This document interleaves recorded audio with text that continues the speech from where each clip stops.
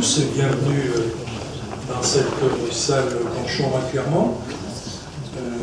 Au nom de l'Institut d'Histoire Sociale CGT du département, on est particulièrement content de vous recevoir dans le cadre de cette initiative consacrée à un personnage qui a beaucoup marqué le mouvement ouvrier, mouvement syndical et mouvement politique.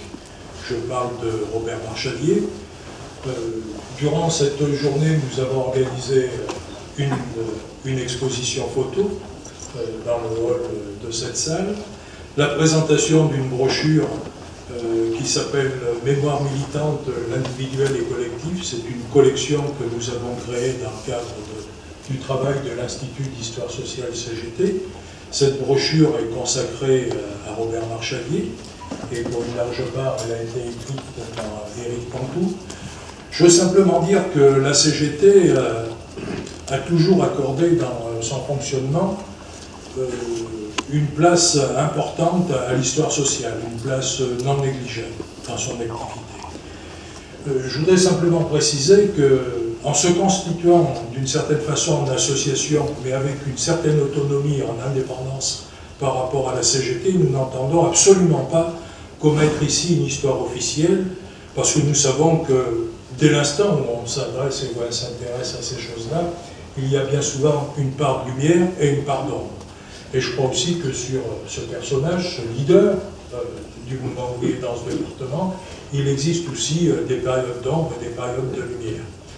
Donc je ne vais pas en dire plus, puisque vous êtes venus ici pour écouter Éric Pantoux, universitaire que vous connaissez les uns et les autres, qui est aussi membre de l'IHS, de l'Institut d'Histoire Sociale CGT, membre du bureau de notre IHS, et correspondant du Letron dans ce département. Et sans plus tarder, comme vous êtes venu l'écouter, je lui laisse la parole pour vous présenter quel a été ce personnage. Éric. Alors, on n'a pas donné le délai, je vais essayer de tenir dans un délai d'1 heure. J'espère, vous serez là pour me rappeler si je dépasse, je ne pense pas, mais pour laisser après la parole aussi à la salle, évidemment, parce que j'espère que cette intervention suscitera des réactions.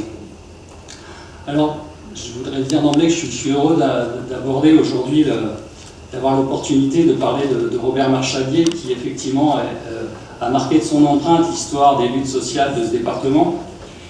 Je tiens aussi à remercier mes camarades de l'IHS-CGT, et en particulier Maurice, à mes côtés, son président, d'avoir soutenu d'emblée l'idée de cette initiative aujourd'hui, initiative donc, qui se traduit par à la fois cette exposition sur les photos du Front populaire, issues notamment des archives de militants, et puis cette brochure sur Robert Marchadier. Je voudrais dire aussi que j'ai une pensée ce soir pour Marie-Thérèse, l'épouse de Robert, qui est décédée en début d'année 2019. Marie-Thérèse qui a porté toute sa vie la mémoire de Robert et qui notamment avait été à l'initiative du nom de rue donné à Robert en 1981, je crois, juste après la victoire socialiste de 80. Alors pourquoi Robert Marchadier, pourquoi ce militant et pourquoi aujourd'hui? D'abord, quand on évoque Robert Marchadier, au-delà des hautes responsabilités nationales et départementales qu'il a pu avoir, notamment après-guerre, on pense surtout à Michelin et à la période du Front populaire. C'est donc à travers son portrait revenir sur l'importance de cette entreprise dans la vie locale et en s'appuyant sur la mémoire de Robert Marchadier, qui a laissé pas mal de traces, rappeler la dureté des conditions de travail, rappeler aussi l'impossibilité jusqu'en 1936 pour les militants de s'organiser syndicalement ou politiquement, toute chose que vous n'entendrez pas dans la presse, dans les discours des politiques ou dans les livres publiés régulièrement par Michelin.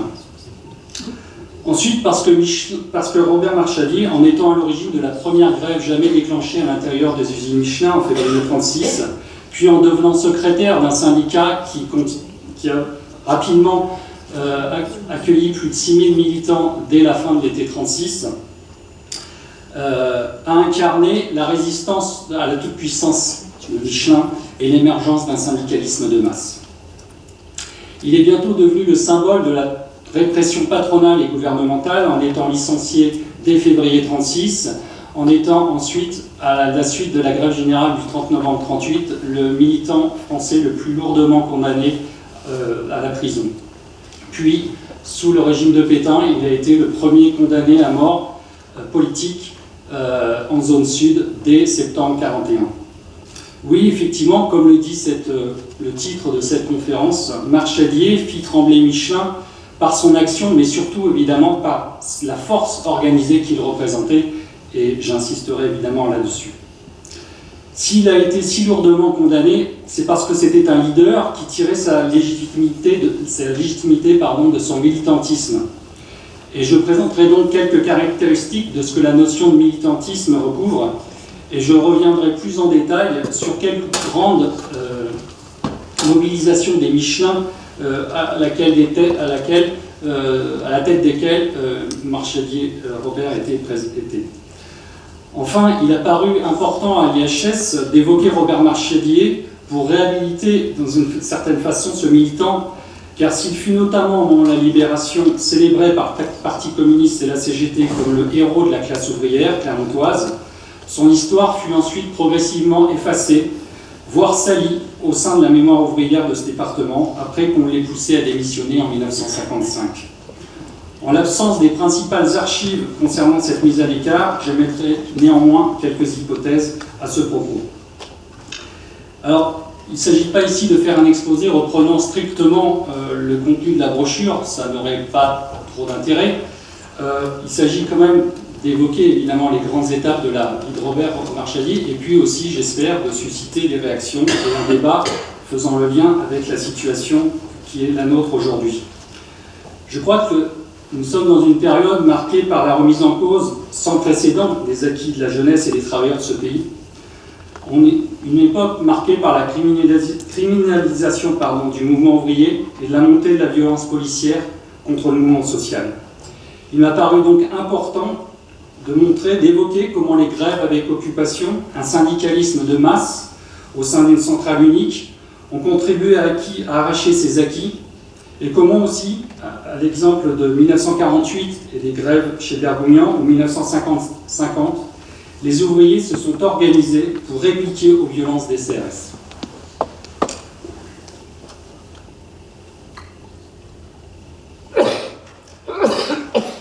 Alors, voici mon introduction.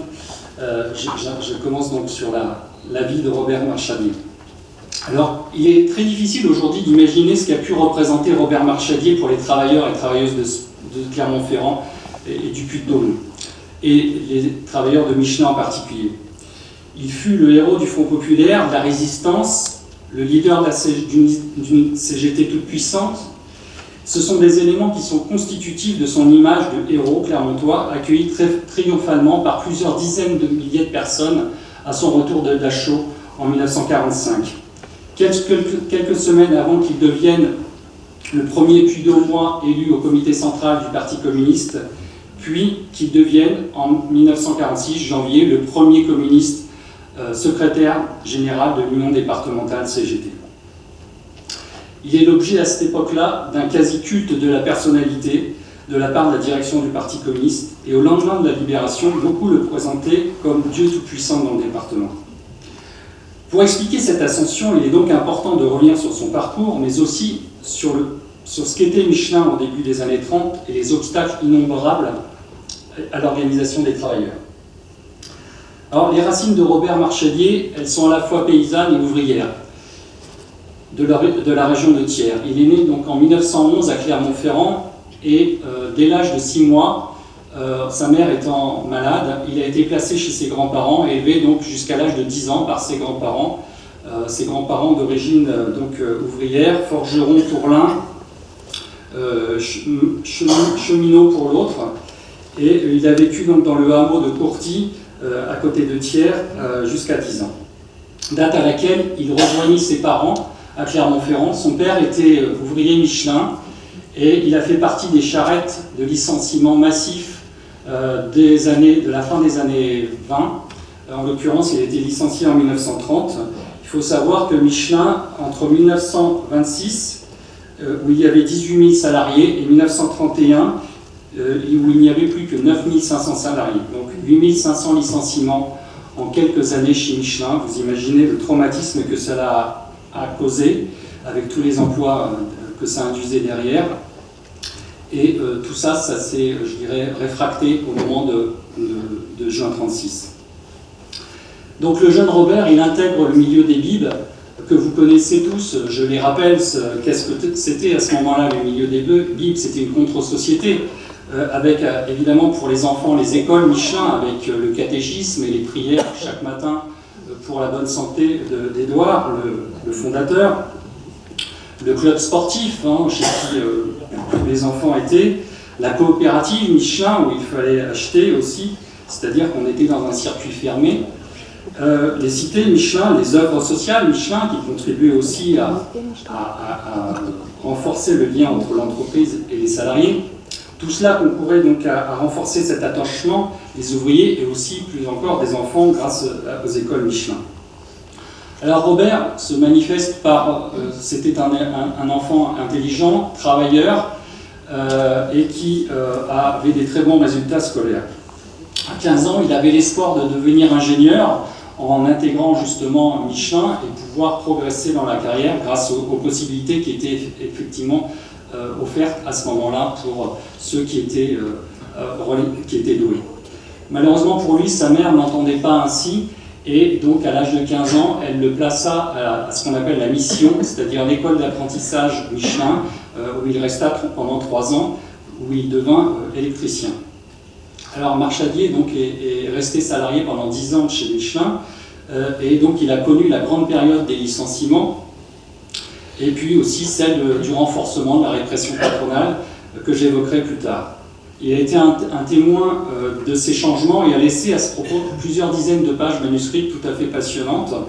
Je vous en cite juste un passage.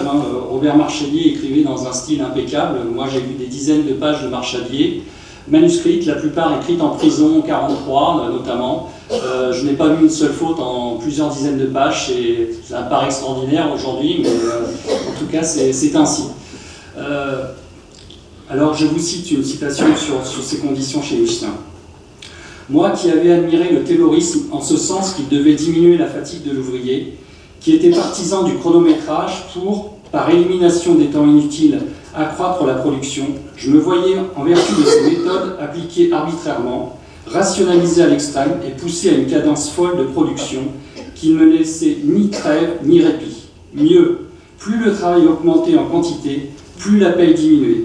C'était le contraire de ce que j'avais appris et je commençais à me dresser contre cette exploitation du capital humain. Alors ces descriptions, elles sont évidemment précieuses aujourd'hui quand on connaît tout ce qui est écrit sur Michelin.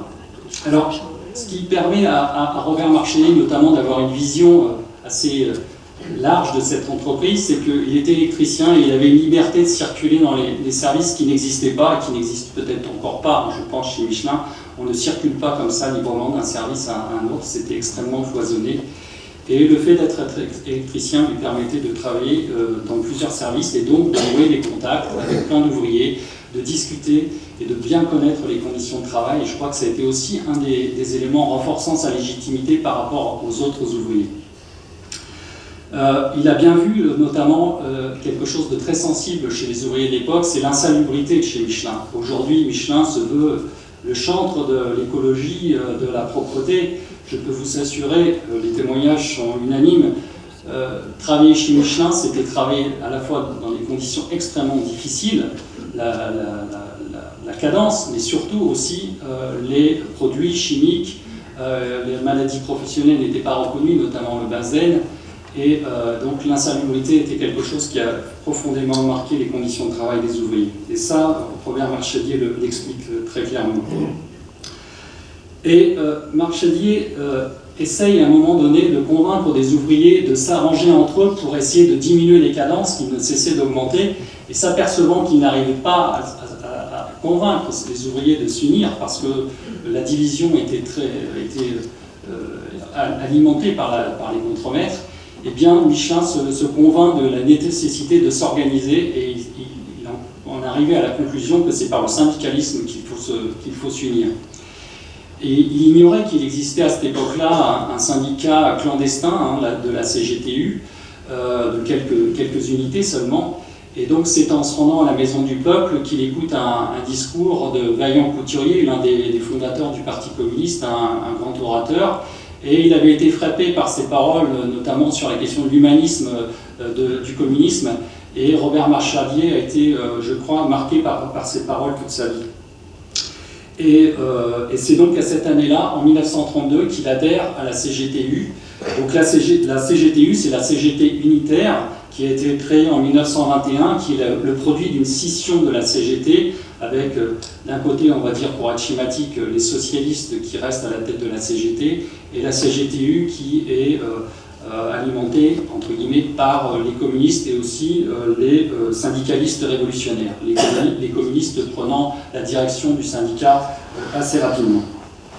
Alors la CGTU, donc, elle est aussi faible soit-elle chez Michelin, eh bien, elle existe de façon clandestine, et ce sont des ouvriers du bâtiment qui viennent distribuer les tracts aux ouvriers Michelin devant les usines, par peur justement des salariés de se faire identifier et de se faire licencier.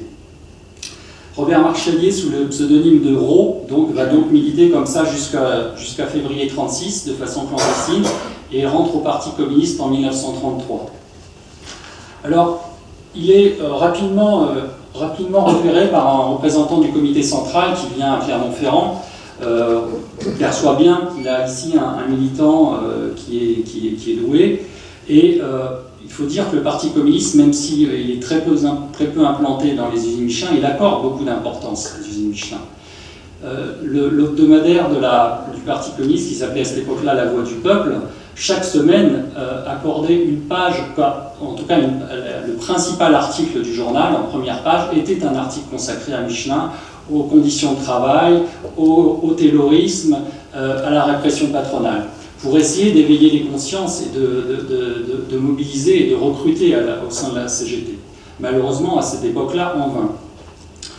Et à la suite d'une dénonciation de certains militants, eh bien, 7 militants qui constituaient la cellule communiste de la CGT Michelin sont renvoyés en 1930. Et dès l'année suivante, il n'y a plus suffisamment de militants pour créer une cellule, et donc la cellule disparaît proprement. Alors ils sont quelques-uns, comme Marchadier en 1933, à être militants, mais ils sont dispersés sans aucune structure. La situation de la CGT est guère meilleure, puisqu'elle ne compte que 8 membres à sa création en 1930, et en 1934, le début de la période dite du Front populaire, ils ne sont que 25 au début. Vous voyez l'état du syndicalisme. On verra tout à l'heure justement l'évolution profonde de 1936. Il n'y a jamais eu une seule grève déclenchée chez Michelin avant 1936. Certes, en 1920, il y a eu une grève qu'on a évoquée il y a 2 ans lors d'un colloque qui avait été organisé ici sur l'année 17. Eh bien, en 1920, il y a eu un appel à grève nationale qui a été suivi, effectivement. C'était la première fois que les Michelins se lançaient en grève. Mais cette grève, la caractéristique de cette grève, c'est qu'elle a été réprimée de façon à la fois par la justice et par la police et par le patronat qui a licencié. Et Michelin en particulier a mis en place à la suite de cette grève ce qu'on a appelé une garde civique, c'est-à-dire plusieurs dizaines de cadres formés sportivement aux armes, au minimum des armes, et donc à même de s'opposer physiquement à toute organisation du mouvement ouvrier dans l'usine, et tout cela a pesé évidemment de façon très forte dans les années suivantes. Dans les années 30, ce n'est plus tellement la garde civique qui fait office de chien de garde de Michelin, ce sont les croix de feu, c'est-à-dire des membres de l'organisation créée par le colonel de Larocque, un mouvement classé à l'extrême droite, extrêmement hostile au mouvement ouvrier, et la caractéristique de Michelin, c'est que la famille Michelin faisait partie des bailleurs de fonds de Larocque. C'est donc dans ce contexte que le jeune Robert Marchadier, élevé dans l'univers Michelin, décide de s'engager à la CGTU et au Parti communiste, aux côtés d'une poignée d'autres. Alors, février 1936 est la date qui vraiment fait basculer la vie de Marchadier pour 2 raisons. D'abord, donc, le 24 février 1936, Henri Verde, qui est le secrétaire du nouveau syndicat des produits chimiques, puisque à cette époque-là, le caoutchouc à Clermont-Ferrand, ce n'est pas seulement Michelin, il y a notamment Bergougnan qui a plus de 2500 salariés, l'usine Torillon aussi qui a 800 salariés qui fermera en 1938, et d'autres petites usines. Et donc, Henri Verde, qui à ce moment-là était salarié Michelin depuis 1920, un vieux militant, est renvoyé, et une grève de solidarité, la première appelée donc à l'intérieur de l'usine, est appelée, et Robert Marchalier se distingue en étant celui qui passe dans les ateliers. À cette époque-là, ce sont des métallos qui se mettent en grève, pas les caoutchoutiers, et il fait débrayer quelques ateliers. Il essaye de faire débrayer aussi en allant, donc là c'est aux usines Catarou, il essaye d'aller au Carme, et au Carme il se trouve confronté à plusieurs dizaines de cadres hostiles qui physiquement le mettent dehors sans pour autant lever la main sur lui, parce que Marchalier, il faut le savoir, il impose le respect à la fois par sa présence, par sa parole, mais aussi par son physique. Il faut savoir qu'il a été vice-champion de France de boxe française en 1929, poids moyen, et ça peut aider effectivement quelquefois. Alors, le lendemain donc, de cette grève, Robert Marchalier est le porte-parole de la première délégation qui n'a jamais été reçue par la direction Michelin. Alors, il y avait une délégation en 1920, on va dire que c'est la deuxième, et donc il est le représentant des personnels. Le chef du personnel vient personnellement le voir et lui dit « Si vous continuez, vous serez licencié ». Il le prévient. Robert Marchalier continue néanmoins. Au fur et à mesure de la grève, elle s'essouffle. À la fin de la semaine, ils ne sont plus que quelques dizaines, alors qu'ils étaient 300 le premier jour. Au bout d'une semaine, Pierre Michelin, qui est donc le nouveau patron, le fils d'Édouard Michelin, patron par ailleurs de Citroën, puisque Michelin venait de racheter Citroën en 1935, donc on peut considérer que Pierre Michelin était le patron le plus puissant de France en 1936.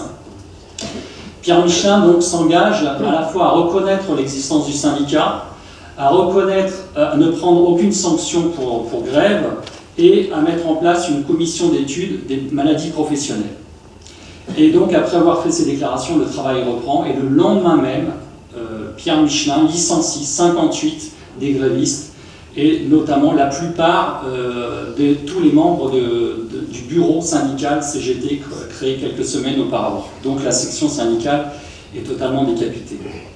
La réaction, évidemment, l'indignation est forte dans le mouvement ouvrier et aussi dans la montagne, hein, qui était le journal des gauches à cette époque-là et qui s'en indignait. Marchalier se distingue justement en écrivant un article qui va apparaître dans la montagne, qui est, je crois, qui est sur un des panneaux d'exposition, hein, le deuxième panneau. Cet article, il s'intitulait « Michelin parjure ». Et Michelin, le fils Michelin ne lui a jamais pardonné cet article, et il ne lui a jamais pardonné évidemment son action aussi, et Robert Marchalier donc ne sera jamais réembauché chez Michelin. Alors, cette grève, elle a été un échec, hein, puisque donc, les ouvriers ont été licenciés et que donc, les revendications n'ont pas été satisfaites. Et néanmoins, elle a eu un écho extraordinaire dans Clermont-Ferrand, parce que c'était la manifestation que les Michelins, qui n'avaient pas bougé depuis 1920, eh bien, ils étaient capables de bouger, ils ont montré leur courage, malgré la répression, et ça a eu un impact très fort qui s'est répercuté en juin 1936. Et février 1936 est donc d'autre part aussi un élément clé évidemment de la vie de Robert Marchalier, parce qu'en refusant de répondre aux ordres de son chef, du chef de personnel de reprendre le boulot, il savait pertinemment qu'il serait licencié, et donc il renonçait à la carrière qu'il s'était fixée, lui le fils de Michelin, comme beaucoup d'autres, de devenir Michelin et de progresser dans cette carrière. Et du jour au lendemain, tout ça évidemment s'est effondré, et il ne faut pas croire que ça s'est fait sans douleur de sa part, hein. Ça a été évidemment quelque chose de très douloureux. Il est donc dès ce jour-là placé sur les listes noires et donc ne peut plus trouver de travail à Clermont-Ferrand. Et donc il part à Paris pendant quelques semaines où il est embauché par la société Ericsson qui le renvoie quelques temps après pour travailler sur le chantier de la Poste à Clermont-Ferrand. Et il est donc là à Clermont-Ferrand le 6 juin 1936 quand, au moment où dans le pays tout entier, notamment dans les grands bassins industriels, les grèves avec occupation ont déjà commencé, ont pris une énorme ampleur, Clermont-Ferrand a été un petit peu en retard, eh bien, il est là le 6 juin 1936, quand deux ouvriers, deux anciens camarades viennent et disent que leur atelier au Carme a débrayé et qu'ils attendent donc l'aide du secrétaire général de la CGT qui s'appelait Jacques Fradet, donc un vieux militant socialiste qui eh bien, avoue ne pas avoir un petit peu peur d'intervenir pour deux raisons. Il évoque, c'est à la fois il respecte le droit de propriété privée, donc il ne veut pas entrer dans l'usine, et puis d'autre part, il a aussi, il le dit, peur de la garde civique, parce qu'effectivement, la garde civique, elle était en mesure jusqu'à peu d'empêcher physiquement donc l'intervention des ouvriers. Et donc Robert Marchellier, qui est là, se propose spontanément pour intervenir, et Jacques Fradet lui serre la main et lui dit « je te donne mandat, et vas-y mon gars ». Et donc voilà, un peu comment la vie d'un ouvrier, d'un militant peut basculer, parce qu'effectivement Robert Marchellier pénètre dans l'usine, il prend la parole sur un pilier et appelle les ouvriers à aller dans tous les autres ateliers et à généraliser la grève. Alors, à ce moment-là, un chef de service craint des personnels, arrive et lui tord le bras et l'amène comme en février, essaye de l'amener vers la sortie. Mais à ce moment-là, un événement qui aussi fait basculer les choses, je pense, c'est Robert Marchellier donc lui écrase les pieds, lui écrase le pied violemment, et le cadre se retrouve bien timoré à repartir comme ça sans rien dire. Alors, j'essaie de retrouver le fil un peu parce que c'est quand même assez important. Justement, il lui écrase le pied et le chef donc partit sans dire un mot. Alors je cite Robert Marchellier dans ses mémoires. Il avait perdu la face et j'avais repris possession de mon auditoire. Effectivement, je pense que c'est un moment clé pour cette grève, mais aussi pour la construction de l'image de Robert Marchellier. Un ouvrier a fait céder physiquement et fait taire celui qui inspirait la crainte à tous.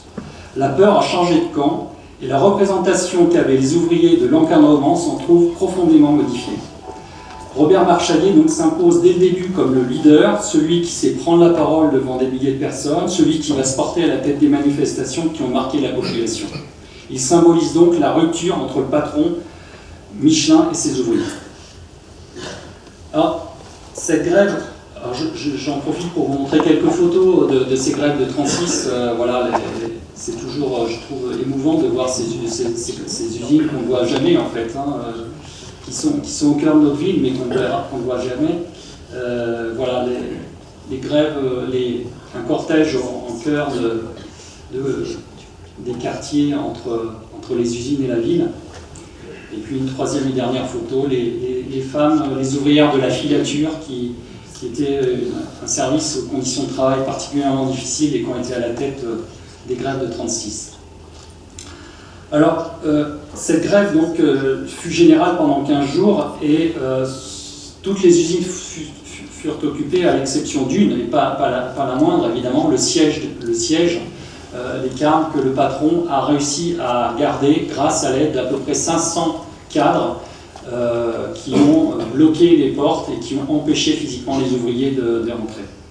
Et il faut savoir que ces hommes ont été évidemment ensuite très fortement insultés par les ouvriers à la fois au travail, dans les cités. Ça a suscité beaucoup de rancœur. Et que donc ces hommes se sont réunis dans un groupe d'autodéfense qui a été constitué ici, financé par Michelin, qui s'est armé. Et ce groupe d'autodéfense a été rapidement mis en relation avec une organisation nationale qu'on appelle l'OSARN, plus connue sous le nom de la Cagoule, une organisation visant à renverser le gouvernement Blum. Et il faut savoir, c'est aussi une des sujets sur lesquels je travaille et j'ai déjà publié.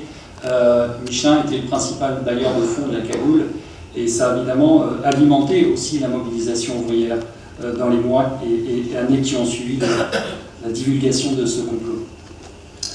Alors, Rapidement, sur la grève, cette grève, elle a duré 15 jours à peu près, et Pierre Michelin a finalement, après avoir essayé de résister, il a cédé à toutes les revendications des ouvriers. Ces revendications, elles sont quand même importantes, c'est-à-dire un franc d'augmentation pour tous, hommes et femmes, sans distinction, c'est important, ce qui a représenté en moyenne 23% d'augmentation. Je parle d'une moyenne, hein, c'est-à-dire que certains ont eu leur salaire augmenté de 50%, ceux qui touchaient le moins. D'importantes revendications ont été aussi obtenues au niveau de l'hygiène et la sécurité, et c'était effectivement très très important pour les ouvriers. À cela, évidemment, il faut ajouter les acquis, notamment de Matignon, hein, la semaine des 40 heures, les 2 semaines de congés payés, et aussi les conventions collectives. J'insiste là-dessus, puisqu'elles mettent fin à l'arbitraire des rémunérations et de l'embauche, et il s'agit d'une réforme fondamentale qui aujourd'hui a été torpillée par Macron. Les ordonnances Macron. Alors, le rapport de force a totalement changé au sein des usines. Pour inciter la direction à renvoyer ou déplacer un ouvrier hostile à la CGT ou un chef de service trop brutal, les ouvriers débrayent et peuvent rester les bras croisés jusqu'à ce que le patron licencie le cadre en croix de feu fasciste qui était face à eux.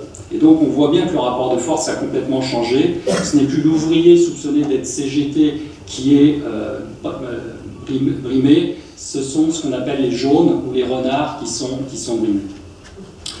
Et les ouvriers ont dorénavant la parole, et c'est justement lors d'une altercation entre un ouvrier et son cadre, son contremaître, que surgit une nouvelle grève générale en septembre 36, où en réaction, à l'initiative de Marcel Michelin notamment et Pierre Michelin, plusieurs dizaines de cadres en croix de feu engagent d'autres salariés, ils seront 1500 à aller occuper la préfecture pour protester contre la nouvelle grève CGT.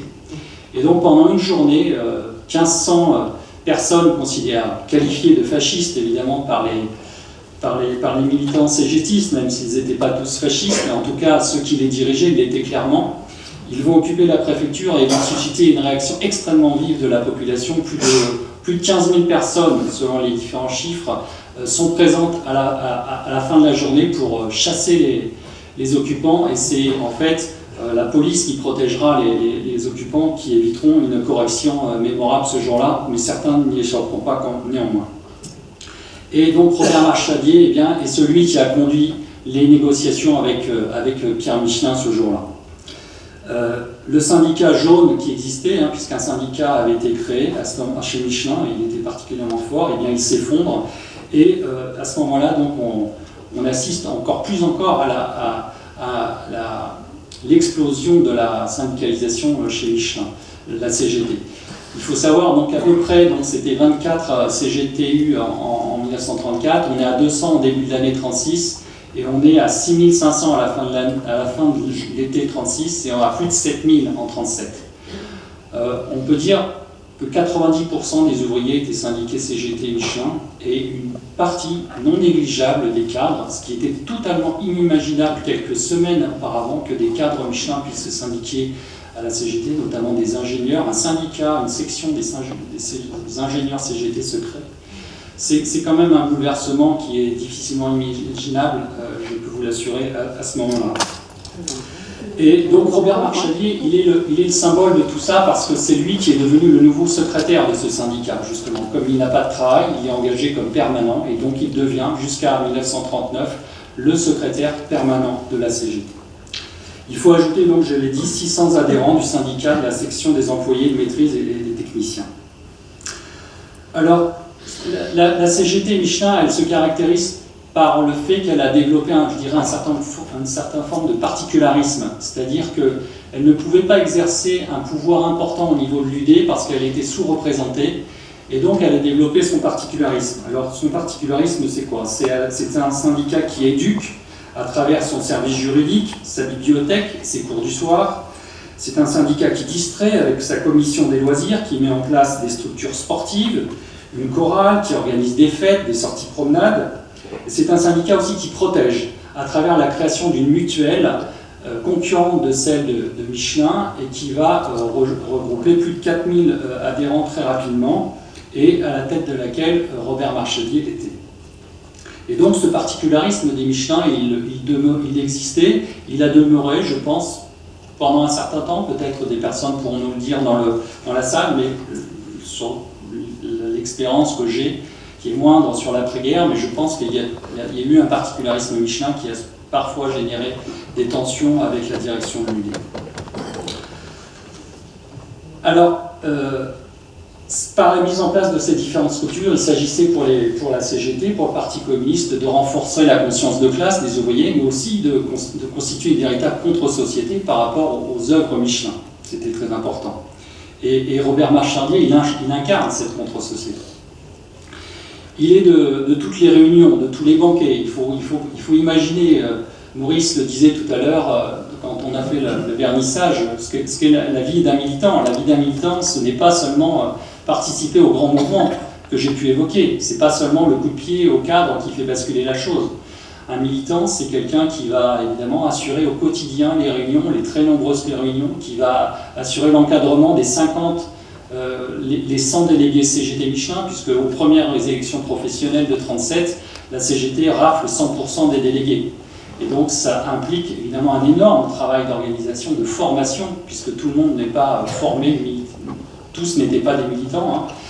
Et tout ça, c'est un travail évidemment au quotidien.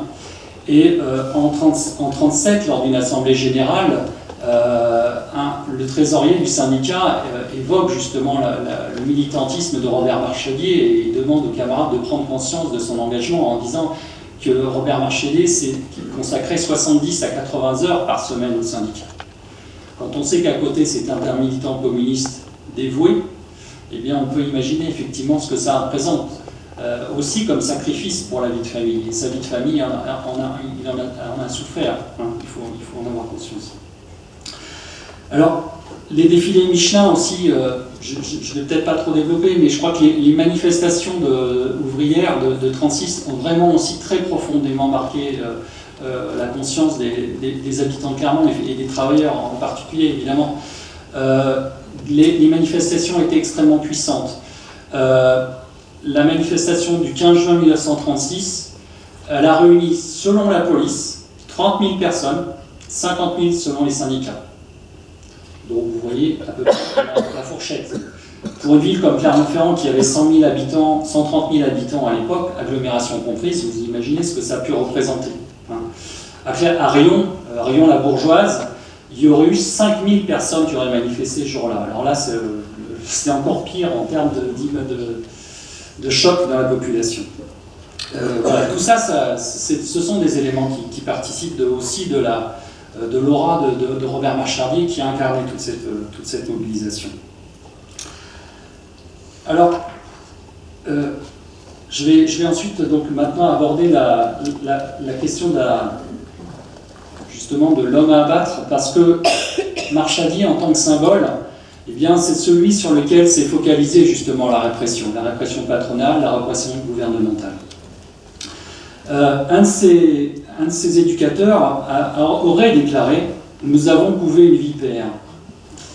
Et effectivement, c'est ce que publie donc La Voix du Peuple en 1950 à ce propos. Et il faut avoir conscience que Robert Marchandier a été un homme calomnié comme peu l'ont été.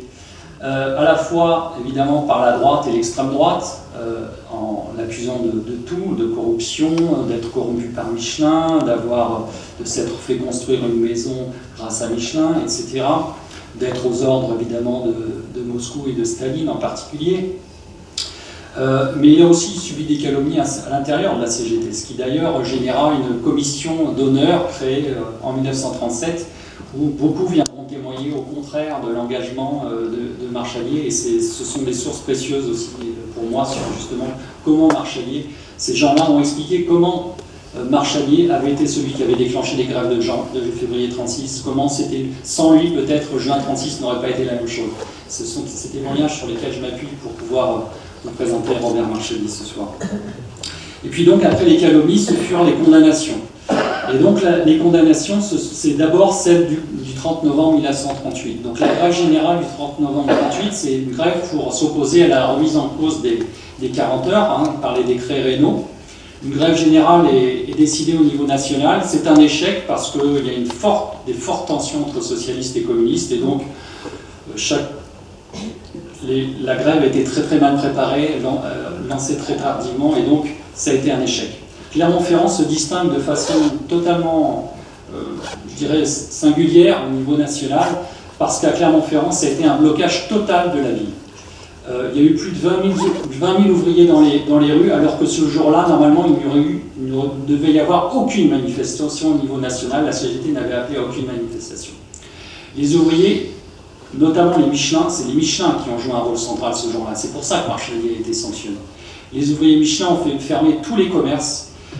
Les usines étaient pratiquement déjà toutes fermées, ils les ont fermées. Ils ont fait fermer la Banque de France, ils ont fait fermer la Poste, qui venait juste d'être construite. Ils ont essayé à la gare, et à la gare, ils n'ont pas pu parce qu'il y avait des forces de police extrêmement importantes. Je vous montre la photo suivante. Devant le parvis de la police, voilà à quoi les ouvriers étaient confrontés. Il y avait des centaines de gardes prêts à agir. Et donc, cette grève, elle a eu un écho évidemment très fort. Et vous voyez, le lendemain, la une de l'Avenir, qui était le journal de la droite locale, une journée révolutionnaire à Clermont-Ferrand. Et on voit, alors l'image n'est pas très bonne, en tout cas vous avez la légende ici, le dictateur Marchadier haranguant ses troupes après sa victoire à l'hôtel des Postes, puisque Robert Marchadier, après son intervention, avait réussi à faire fermer l'hôtel des Postes. Effectivement, ce sont des choses, évidemment, la bourgeoisie, elle n'a pas oublié ce genre de choses. Et Marchadier l'a payé cher. Il l'a payé cher, donc je l'ai dit dans l'introduction, en étant le militant ouvrier le plus lourdement condamné en France, avec 18 mois de prison ferme et 5 ans d'interdiction de séjour. 12 autres militants ont été condamnés ici à plus de 2 mois de prison, alors qu'au niveau national, c'est 100 militants qui ont été condamnés à plus de 2 mois de prison. Donc vous voyez le poids de Clermont-Ferrand, quand même, dans la répression au niveau de l'État. La condamnation à 5 ans d'interdiction de séjour, il faut savoir, c'est une condamnation infamante, dite infamante, qui était en général réservée aux souteneurs. Ici, on l'a appliqué à Marchadier. Je crois que ça a été aussi quelque chose, il fallait marquer les esprits et il fallait se débarrasser de Marchadier de façon définitive. Alors donc Marchadier est à ce moment-là devenu un symbole de la répression patronale et judiciaire. Voilà. Alors, je vais donc évoquer maintenant plus rapidement la période de la guerre. Elle a été pourtant déterminante dans la construction de l'image du héros Marchadier. Cette image, ce n'est pas seulement l'inconscient collectif qui l'a façonné, c'est surtout la direction du Parti communiste au lendemain de l'occupation, et même sous l'occupation, puisque je vais évoquer sa première condamnation à mort et les mobilisations qui ont eu à ce moment-là. Donc Robert Marchadier, il est démobilisé, il sort de prison en juillet 1939, donc après sa condamnation, il a une campagne pour en amnistie. Il a fallu quand même plus de 6 mois pour qu'il puisse sortir de prison. Et quelques jours après, il repart à la mobilisation, il repart en septembre 1939, et il revient en juillet 1940. Il est démobilisé et il est immédiatement convoqué par la police. Et donc déjà, le parti le charge de réorganiser le parti clandestinement dans la région. Et le préfet prend un arrêté d'internement c'était une pratique courante. On internait les gens préventivement. On connaît ça aujourd'hui aussi. Macron fait la même chose. Et donc, Marchadier, pour éviter ça, évidemment, se sauve. Et comme il était extrêmement connu, et j'ai lu des rapports de police où le commissaire dit toute l'importance pour lui de mettre la main sur Marchadier, et bien Marchadier donc est obligé de partir, et comme beaucoup de cadres communistes ont été arrêtés, Marchadier est nommé ce qu'on appelle inter, c'est-à-dire qu'il est responsable interdépartemental de 10 départements, de l'Aquitaine jusqu'à l'Indre-et-Loire. Donc chargé de réorganiser le Parti communiste pour ces 10 départements. Donc c'est vous dire quand même que c'est devenu quelqu'un d'important au niveau de la direction du Parti communiste. Il a notamment sous ses ordres un dénommé Georges Guingouin en Haute-Vienne. Et ensuite, il est arrêté en février 1941 à Châteauroux sur dénonciation. Et pour ce qu'il avait fait, il n'aurait dû normalement être condamné au maximum qu'à 5 ans de prison, mais Pétain met en place ce qu'on appelle des sections spéciales, qui sont après les premiers attentats communistes, et qui visent à condamner les militants communistes.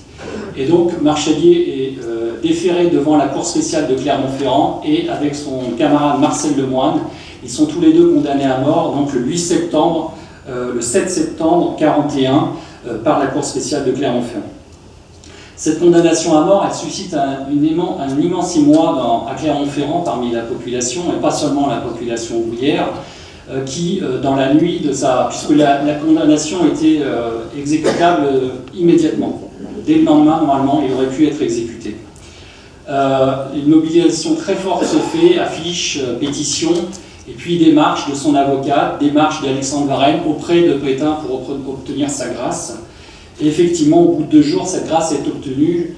Elle est obtenue, je ne pense pas, et beaucoup le pensent aussi, pas parce que son avocate ou parce qu'Alexandre Varenne est intervenu. Elle est intervenue parce que la mobilisation ouvrière avait été telle que le gouvernement et aussi des rapports de police alertent Pétain sur les risques d'exécuter Marchalier, sur le risque de coupure que ça pouvait entraîner entre la population et le gouvernement, à une époque où l'ensemble de la population n'a pas tourné contre Pétain, et le risque de mobilisation justement que ça pouvait engendrer en termes de mobilisation pour la résistance la résistance armée qui commençait à se développer. Et donc Pétain gracie Marchalier, qui est condamné évidemment aux travaux forcés à perpétuité. Alors il est envoyé à la prison de Saint-Étienne, et là il devient membre du trio de direction des militants politiques, et je fais court, il fait partie des organisateurs de l'évasion de 29 militants, 29 prisonniers, le 26 septembre 1943. Il rejoint très rapidement l'état-major de la zone sud des francs-tireurs et partisans, la résistance armée des communistes, et il est de nouveau arrêté, malheureusement, fin décembre 1943 à Lyon, et il est déporté à Dachau, où il rejoint donc le comité patriotique, l'organisation clandestine de la résistance, après avoir lui-même saboté quelques machines du côté de Munich, où il était travaillé dans un commando. Alors Robert Marchalier revient donc à Clermont-Ferrand. Alors voilà une caricature là c'est au moment de sa condamnation à la prison de Riom, financée par Michelin, comme le disent la caricature. Alors c'est son retour à Clermont-Ferrand qui va marquer évidemment les esprits. Je vous montre la une de La Voix du Peuple le jour de son retour. Vous voyez, plus de 50 000 Clermontois acclament Robert Marchalier. Alors je pense que La Voix du Peuple exagère un peu, mais malgré tout, je pense que vous avez une idée quand même de l'immense succès qu'a eu ce retour et l'image de Robert Marchalier à ce moment-là. Il est vraiment à ce moment-là érigé en héros par le Parti communiste et par la CGT, et comme le disent plusieurs de ses camarades, qu'a pu interviewer Jean-Philippe Mangeon, qui est présent aujourd'hui et qui avait fait un travail universitaire de grande qualité en 1997 sur Robert Marchalier. Robert, à cette époque-là, c'était un peu Dieu le Père. Effectivement, on avait l'impression que rien n'était interdit à Robert Marchalier au retour de Dachau et dans les années qui ont survenu. Alors, en 1946, je ne sais pas comment en 1946, il reste un tiers. La puissance de la CGT, la puissance de la classe ouvrière est encore plus importante qu'après 1936. La CGT approche les 5 millions d'adhérents. Le Parti communiste atteint les 800 000 adhérents. Dans le département, la CGT a 43 000 adhérents. Je ne vous l'ai pas dit, mais en 36, début 36, c'était 11 000. À la fin de l'année, c'était 39 000. Vous voyez, on est encore un petit peu en cran dessus. Et le Parti communiste, il y avait 100 militants en 1930, 2500 en 1937, et en 1946, nous sommes à 10 000 militants au Parti communiste dans le Puy-de-Dôme. Alors la situation, évidemment, au sortir de la guerre, elle est radicalement bouleversée. La bourgeoisie, qui était menacée de tout perdre au lendemain de la libération, elle est obligée de lâcher d'importantes concessions, notamment issues du programme du Conseil national de la résistance. Mais, il faut bien le dire, elle conserve l'essentiel. Grâce à De Gaulle et son gouvernement qui est un gouvernement d'union nationale, avec le Parti communiste, la SFIO et le MRP, chrétien-démocrate, qui soutient à cette époque-là De Gaulle. Alors, on peut s'interroger pourquoi le Parti communiste n'a-t-il pas pris le pouvoir qui lui tendait les mains à ce moment-là. Il faut dire que son orientation, à ce moment-là, elle était déterminée par des considérants visant à la préservation des intérêts de l'Union soviétique. La priorité est donc à la relance d'une économie de guerre pour gagner la guerre contre Hitler. Elle est aussi, après 1945, à l'affermissement de l'indépendance de la France, économique et diplomatique, pour que le pays ne tombe pas dans le giron de l'impérialisme américain, symbolisé notamment par le plan Marshall. Et donc, à cette époque-là, de 1945 jusqu'au printemps 1947, les grèves étaient qualifiées par le Parti communiste d'armes des trusts, étaient combattues. Et donc, il faut s'interroger, Marchadier s'est-il distingué début 1947 en soutenant la grève des Michelins, qui est, encore une fois, les Michelins donnent l'exemple en étant bien avant le reste du pays à se lancer en grève dès janvier 1947. La question reste posée. Je n'ai pas trouvé d'éléments, un témoignage le dit, je n'ai pas trouvé d'éléments d'archives le confirmant. Moi, j'ai plutôt vu Robert Marchadier, je dirais un militant discipliné en janvier 1947, c'est-à-dire qu'il prend le contrôle de la grève et qu'il aboutit à la reprise du travail au bout d'une semaine en acceptant que ce soit un médiateur qui réponde aux revendications, un médiateur qui ne répondra pas entièrement aux revendications. Voilà, c'est une période effectivement où à cette époque-là les grèves étaient combattues. Le tournant survient donc au printemps 1947, quand le Parti communiste est amené à quitter le gouvernement, et à partir de là, la situation tourne et les grèves se multiplient. Cette période aussi, vous le savez, c'est la période de la scission de la CGT, qui a évidemment marqué profondément ces hommes et femmes qui étaient arrivés à la CGT en 1936, une CGT réunifiée, et Robert Marchadier a été marqué. C'est aussi donc la création de FO en 1948, et aussi l'émergence de la CFTC à cette époque-là, notamment chez Michelin, qui n'est pas une force négligeable. Et je crois que Marchadier, peut-être, a négligé, a fait preuve, on pourrait dire peut-être d'une certaine forme de sectarisme, en considérant qu'une CGT dirigée par les communistes se suffisait à elle-même, et donc n'a pas pris conscience de la scission, du poids de la scission syndicale et de ce que ça générait d'affaiblissement du mouvement syndical.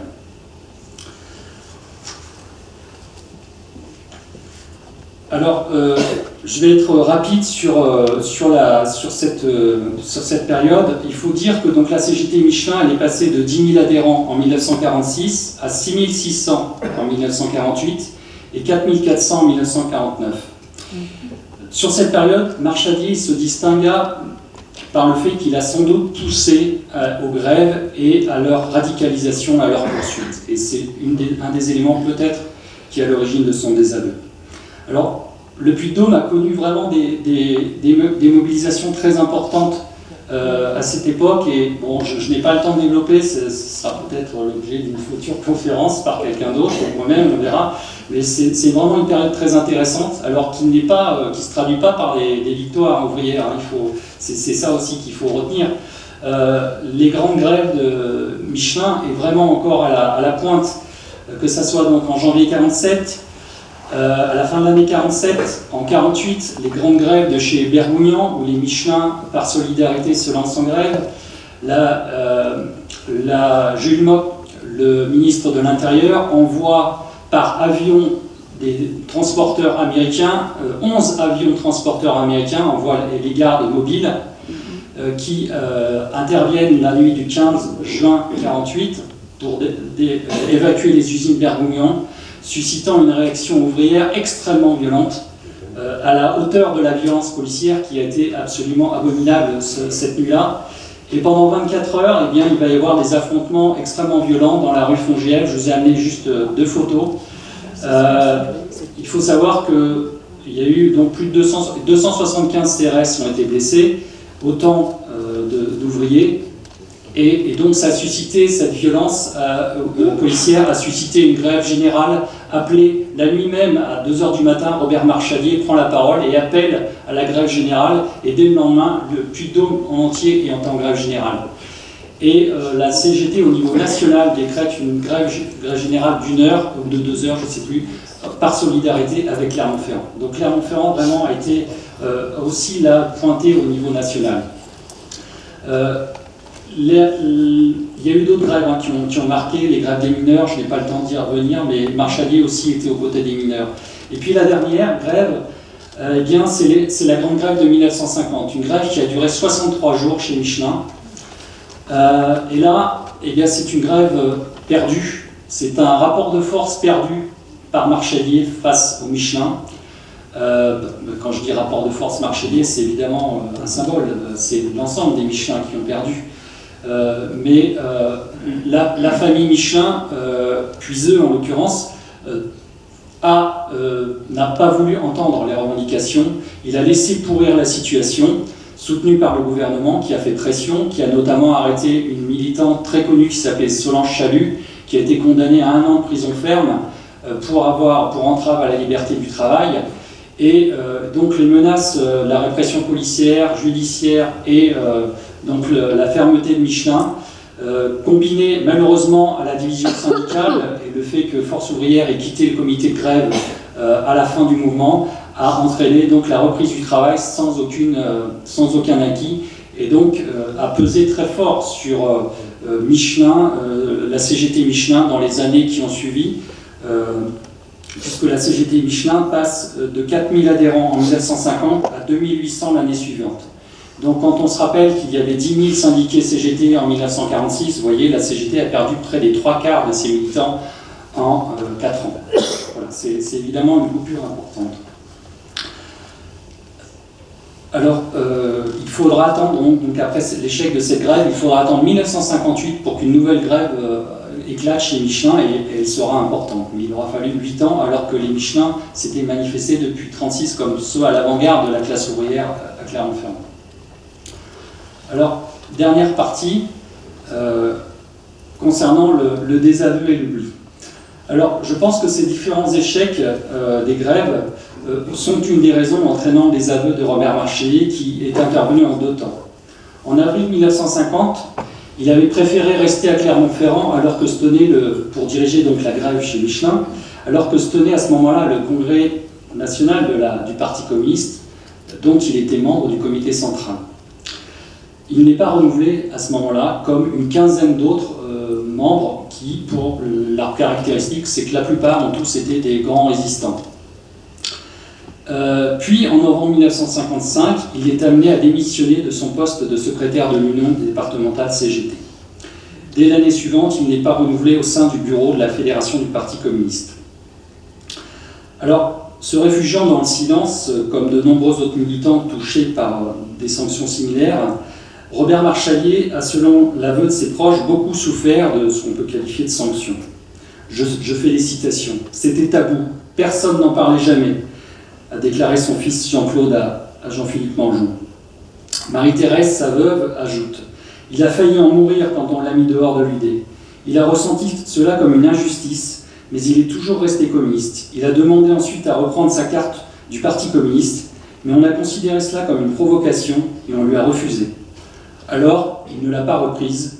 Pour la première fois, je l'ai vu pleurer. » Il a d'autant plus souffert que non seulement son histoire a été sciemment effacée de la mémoire ouvrière de ce département, en particulier sur son action pendant la résistance, mais elle a pu aussi être salie. Et je voudrais ici évoquer les rumeurs sur le fait que Robert Marchalier aurait piqué dans les caisses de la CGT, une calomnie évidemment.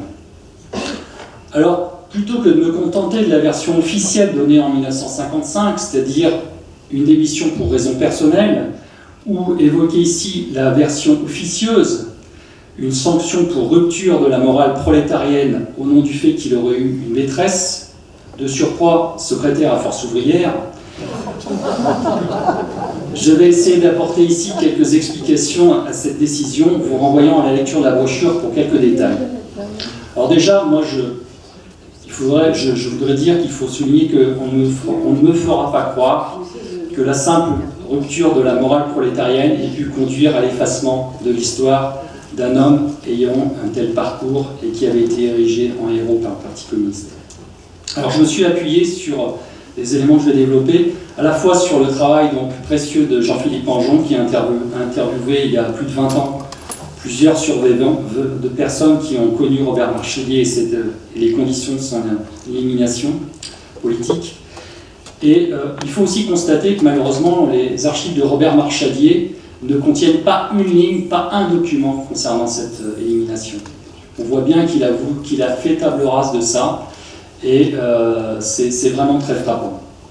Alors, je voudrais aussi déplorer le fait que le dossier Robert Marchelier, présent normalement au comité central, dans les archives du comité central du Parti communiste, a disparu.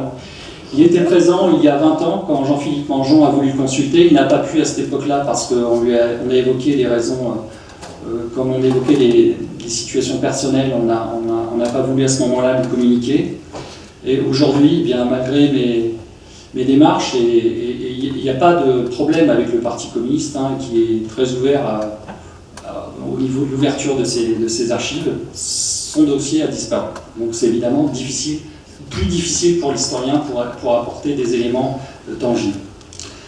Il y avait un dossier aussi Marchelier à la Fédération du Parti communiste, hein, qui là aussi m'a ouvert ses portes et que je remercie.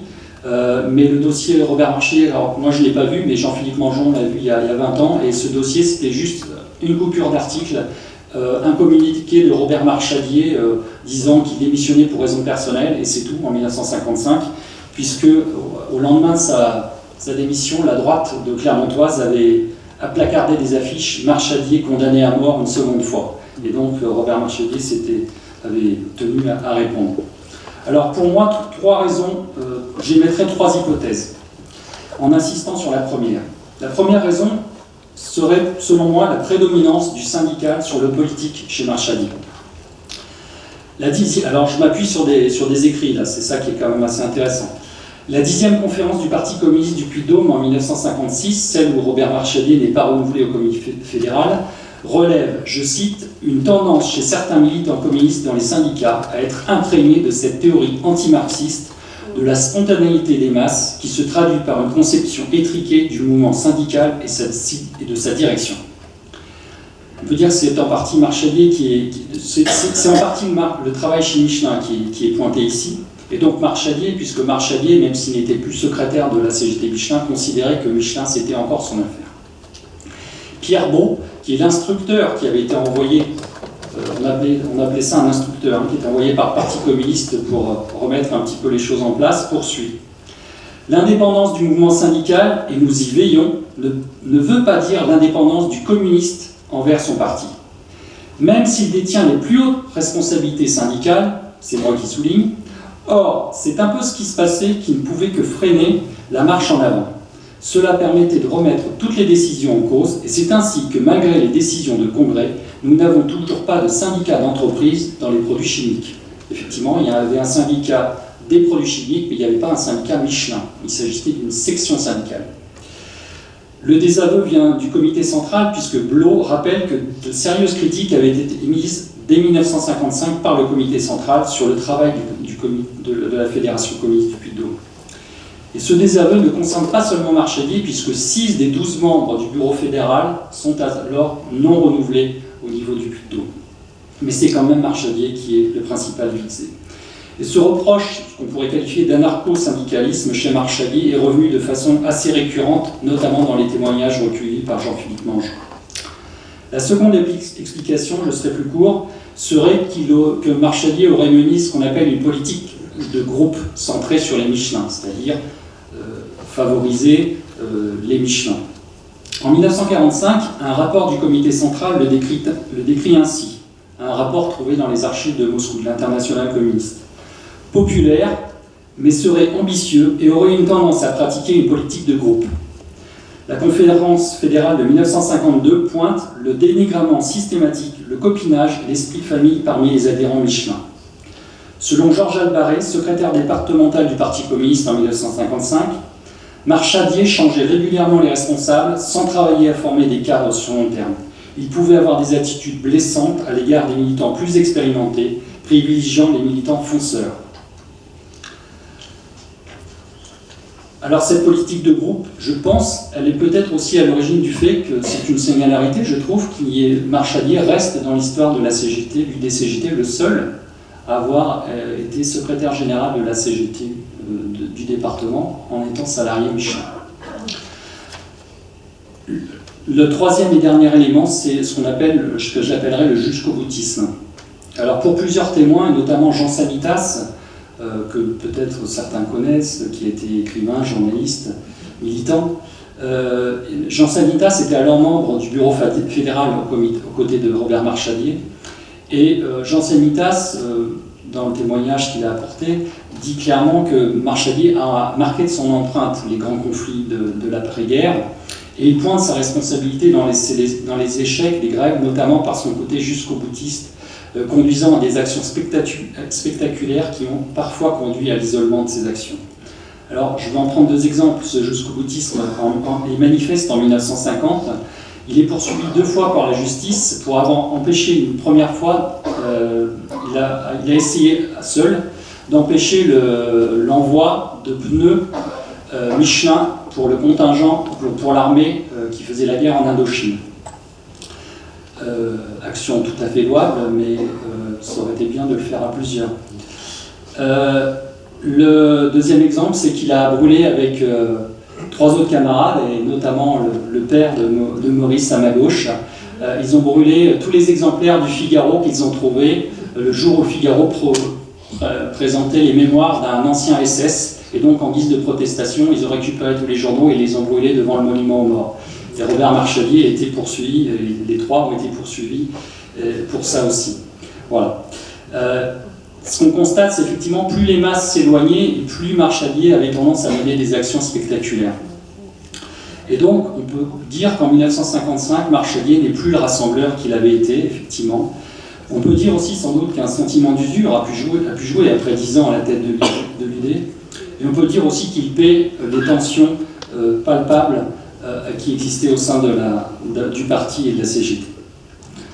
Alors, je vais conclure en disant que donc, Robert Marchadier reste le symbole de l'explosion sociale de 1936, une explosion d'autant plus spectaculaire chez Michelin et Clermont-Ferrand qu'elle survient donc dans une entreprise où jusqu'à cette époque-là, on avait le sentiment que les ouvriers, les personnels étaient totalement imperméables au mot d'ordre de la CGT et du Parti communiste. Une passivité d'ailleurs des BIB qui a été régulièrement pointée depuis. Marchadier a appartenu à cette génération de leaders communistes qui ont trouvé dans la lutte syndicale et la résistance des sources de légitimité extérieures au parti. Cette trajectoire conférait à Marchadier une autonomie, une indépendance, une popularité et finalement une autorité qui, au tournant des années 50, était perçue avec méfiance par la direction du Parti communiste. Alors j'espère qu'en vous ayant présenté cette conférence, eh bien, j'aurai contribué à replacer l'histoire de Robert Marchadier dans la grande histoire du mouvement ouvrier et de la CGT. Et aussi permis de tirer quelques enseignements que je ferai à titre personnel, évidemment. Le premier enseignement, selon moi, est le suivant. Ce n'est que lorsqu'ils sont menacés de perdre l'essentiel, c'est-à-dire leur pouvoir, que patrons et États ont lâché les principaux acquis obtenus dans ce pays. Ensuite, et cela va de pair, un rapport de force, à même de poser la question du pouvoir, suppose d'affronter le gouvernement, de centraliser les mobilisations, et non pas de les laisser isolés, comme ont pu l'être celles de Michelin ou de Bergougnan en 48 et 50. Enfin, la recherche de l'unité ne doit, selon moi, pas signifier l'alignement sur le plus petit dénominateur commun. Les gouvernements de Front populaire, puis du tripartisme, ont vu à chaque fois la SFIO et le Parti communiste s'allier avec des partis représentants directs de la bourgeoisie. Parti radical en 1936, MRP, soutien de Gaulle en 1946. Or, c'est à chaque fois la politique dictée par ces derniers qui s'est imposée. Je crois qu'il faut en tirer les enseignements de ces expériences en les élargissant au champ syndical, où l'argument de la recherche de l'unité la plus large aboutit trop souvent à s'aligner sur les positions les plus timorées, ne permettant pas la formulation des mots d'ordre à même d'assurer l'efficacité des luttes des travailleurs. En ce sens, les débats d'hier sont aussi les débats d'aujourd'hui, et malgré l'affaiblissement du mouvement syndical, comparé à ce qu'il était après 36 ou 46, sa responsabilité est encore immense. Je vous remercie.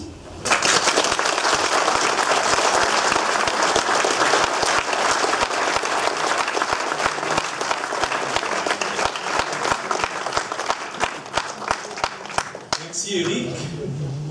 Je crois que vos applaudissements témoignent de la sympathie et des remerciements qu'on peut témoigner à l'égard d'Éric.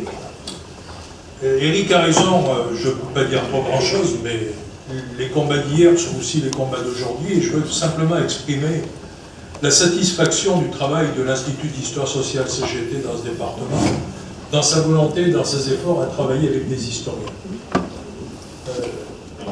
Nous, syndicalistes, issus du mouvement ouvrier et du mouvement du monde du travail, on n'a pas la volonté de devenir des historiens. Mais si on veut aller dans cette direction, on a besoin de s'adresser aussi aux universitaires et aux historiens à travailler avec eux. Ça ne veut pas dire qu'on prend pour argent comptant tout ce qui nous amène. Il faut aussi qu'on puisse en discuter. Et c'est en ce sens que, pour moi, ce sont des éléments de débat importants.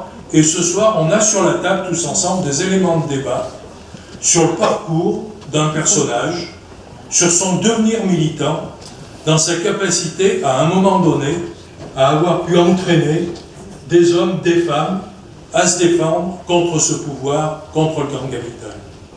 Bien sûr, c'était un homme complexe, mais je crois que nous le sommes tous. Ce qui rend difficile d'avoir un jugement ferme, définitif sur la personne. Mais il faut qu'on avance. Et il faut qu'on avance davantage dans cette direction-là. Donc je vous propose qu'on en débatte un petit moment, ou le moment que vous voudrez, on prendra le temps qu'il faut. Et pour ce faire, Bruno s'offre comme étant celui qui va pouvoir vous faire passer le micro et poser vos questions. Donc, à vous. Je précise juste, enfin, on a du temps pour le débat.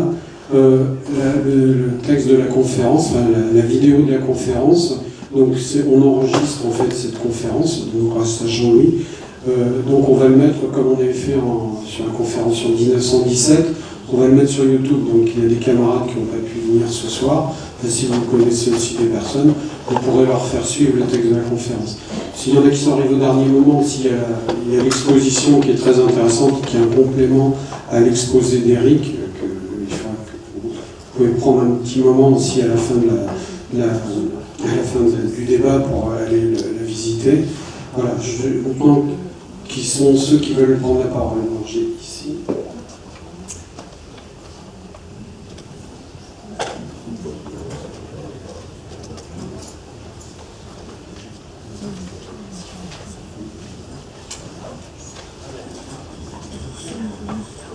Il faut bien qu'il y ait un premier, c'est toujours plus difficile. Juste une question de détail, enfin peut-être pas tant de détail que ça.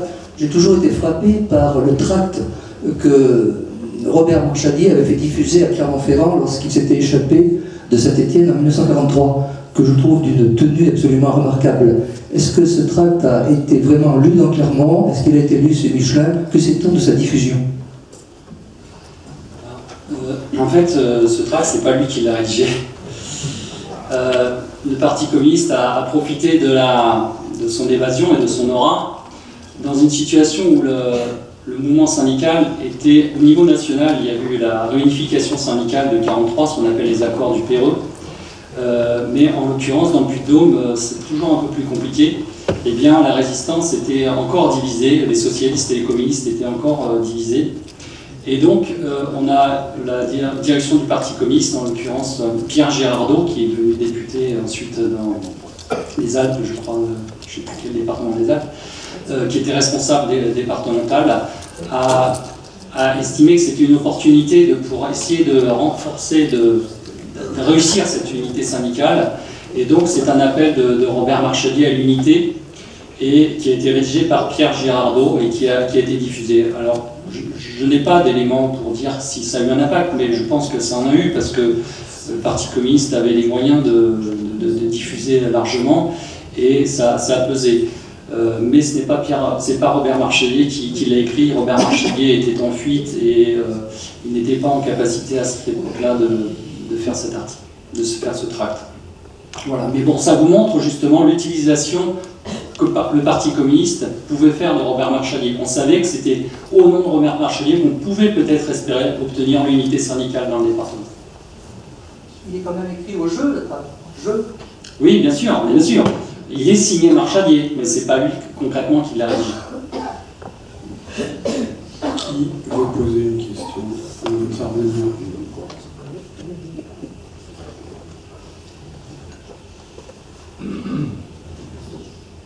Personne. C'est dommage que ce soir, les camarades du Parti communiste, les dirigeants actuels, ceux qui sont en responsabilité, ne sont pas là, et ni la direction de la CGT. Bien, je trouve que ça manque. C'est peut-être pas les mêmes, hein.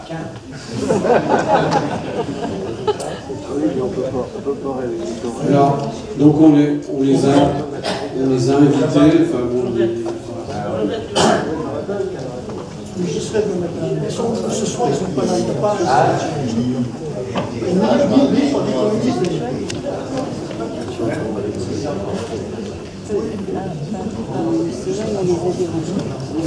Ça marche. Bon, moi je voudrais apporter un petit témoignage de Vous pouvez vous présenter peut-être? Josette Couder, Merci. présidente de la CGT. J'ai donc un témoignage de ma rencontre avec Marchadier. Mon père travaillait avec Robert Marchadier chez Michelin, et pendant la grande grève de 50, après la grande grève de 50, il y a eu une répression terrible, et mon père, avec d'autres bien sûr, le père Jean-Nicolas, d'autres militants, il y a eu une répression terrible, et mon père a été licencié, et Michelin, enfin pas Michelin lui-même, mais la direction Michelin, en le licenciant, lui a garanti qu'il ne retrouverait jamais de travail. Et c'est ce qui s'est passé effectivement. Et donc, on était 5 enfants à la maison, donc la vie n'a pas été très simple. Et je suis devenue syndicaliste à la CGT dans les années 68. Et en 75, j'étais donc à l'union départementale, et un beau jour, Martinet et Fabre me disent: il va y avoir les 80 ans de la CGT, c'est toi qui vas t'en occuper. Tu es d'accord? J'ai dit oui, moi je suis d'accord, à une condition, qu'on m'invite Marchadier. Toute ma vie, j'ai entendu ma mère, toute mon enfance, dire: voilà ce qui nous arrive, voilà ton Marchadier où il nous a amenés, voilà ton Marchadier. Et Marchadier, moi j'étais à la CGT, et je n'avais pas vu Marchadier, et son nom était interdit. Prononcer le mot Marchadier, c'était être regardé de travers. Donc ils m'ont dit: non, Marchadier, tu es pas capable, c'est pas toi qui vas refaire l'histoire, il n'y a pas de Marchadier ici. Bon, moi je ne pouvais pas me résoudre à ce que Marchadier ne soit pas invité aux 80 ans de la CGT. Donc j'ai interviewé un certain nombre de militants anciens. Je me rappelle André Chouli. Chouli m'a dit: c'est un traître. Bon. J'ai interviewé d'autres militants, je me rappelle Dulcé, et tous me disaient des choses horribles, pas de Marchadier. Et l'occasion a fait que j'ai mangé à côté de Georges Segui à une réunion à Paris. Et je me dis, j'avais toujours ça dans la tête, et je lui pose le problème. Il me dit: laisse faire, c'est toi qui as raison, invite Marchadier, les écoute pas, tu leur as demandé, c'est bon. Donc moi, je me suis sentie des ailes, j'ai invité Marchadier. Et au milieu dans la grande salle des fêtes, on a commencé, c'était en plein meeting. Moi j'avais un peu calculé mon coup, et j'avais associé son nom à tous ceux qui m'avaient dit que c'était un traître. Dans mon intervention, j'avais associé leur nom, et juste il est arrivé, je ne le connaissais pas, il est arrivé un homme, il était avec Marie-Thérèse. J'ai tout de suite senti que c'était Marchadier. Et il est resté. Et quand les autres, tous ceux qui m'avaient dit que c'était le pire des traîtres, quand ils l'ont vu, Ils sont tombés dans ses bras en disant « Tu es la Robert ». Je me disais « Mais salaud ». Et donc, Robert Marchadier est resté avec nous. Et quand je suis descendue de la tribune, je suis allée vers lui. Et j'ai vu qu'il n'était plus de notre monde. Il m'a vouvoyé, il m'a dit « Madame », mais il était étranger à tout ça. Et j'ai tout de suite fraternisé avec Marie-Thérèse, par contre. Et donc, il est resté un moment avec nous. Et 3-4 jours après, je ne me rappelle plus, je crois que c'était vendredi soir, le lundi, en ouvrant le courrier à l'UD, il y avait une lettre de Marchadier avec un joli chèque et en disant que c'était formidable. Merci.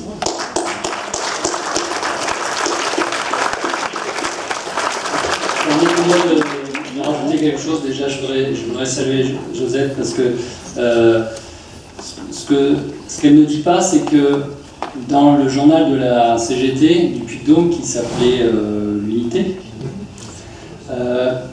il y a une collection complète qu'on a triée, ça fait partie de nos chantiers à l'IHS CGT.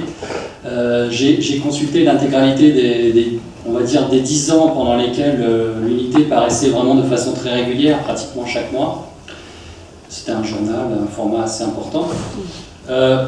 J'ai regardé, alors je voulais voir si la mémoire de Robert Marchadier, elle existait. Et effectivement, elle n'existe pas, mais je relativise parce qu'en fait, aucun autre militant, en disant la question de l'histoire, on avait l'impression qu'elle n'existait pas, la CGT. En 10 ans, j'ai vu un article d'un quart de page sur la question de la résistance, c'est tout. Rien. Bon. Or, il y a un article fait sur Robert Marchadier, c'est toi qui l'as fait, au moment de l'inauguration de la rue Robert Marchadier, et tu avais fait un article qui rappelait justement ce qu'avait été Robert Marchadier, et je tiens à te remercier pour ça. Voilà.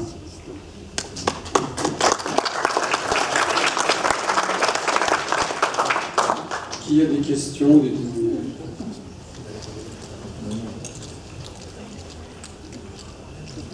Oui,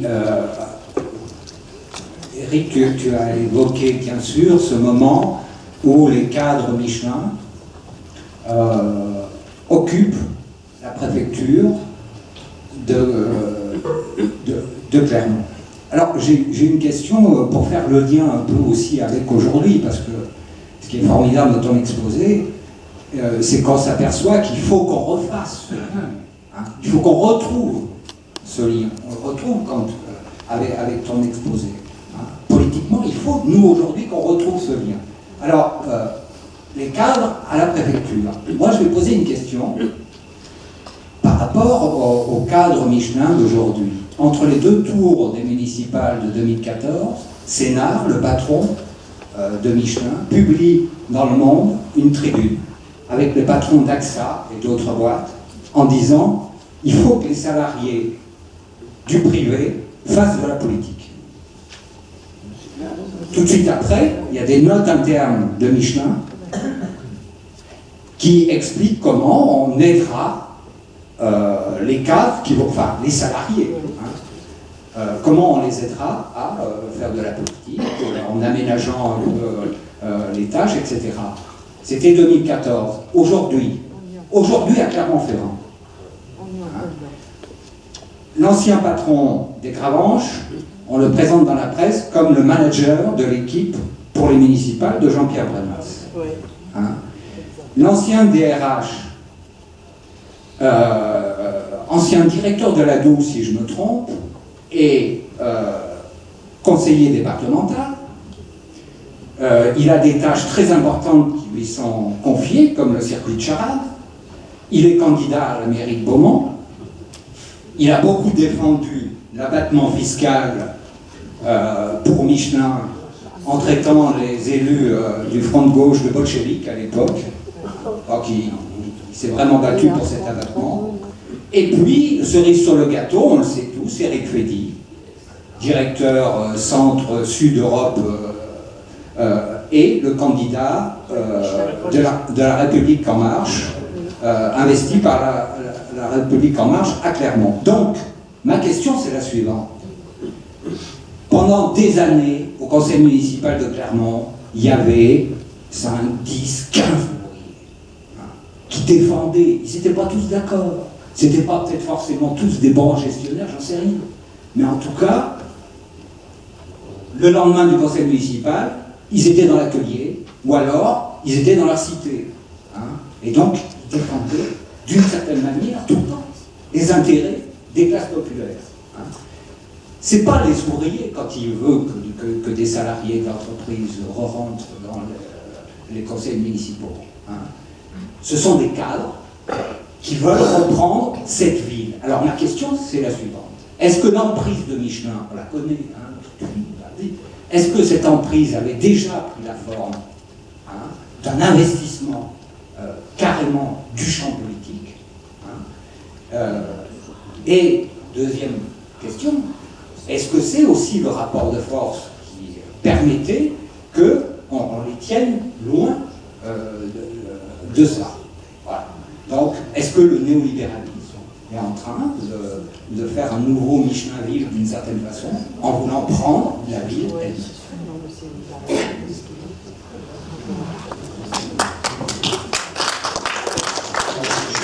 Je suis pas sûr que je sois le... c'est plutôt un débat, j'ai envie de dire. J'ai pas de légitimité plus que d'autres de répondre. En termes historiques, si, peut-être, par rapport au passé.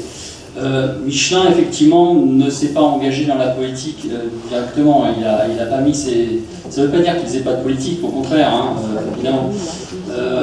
Michelin, c'était plutôt un travail de lobbying auprès des parlementaires, par le biais du poids qu'il a pu acquérir, notamment au moment de la guerre.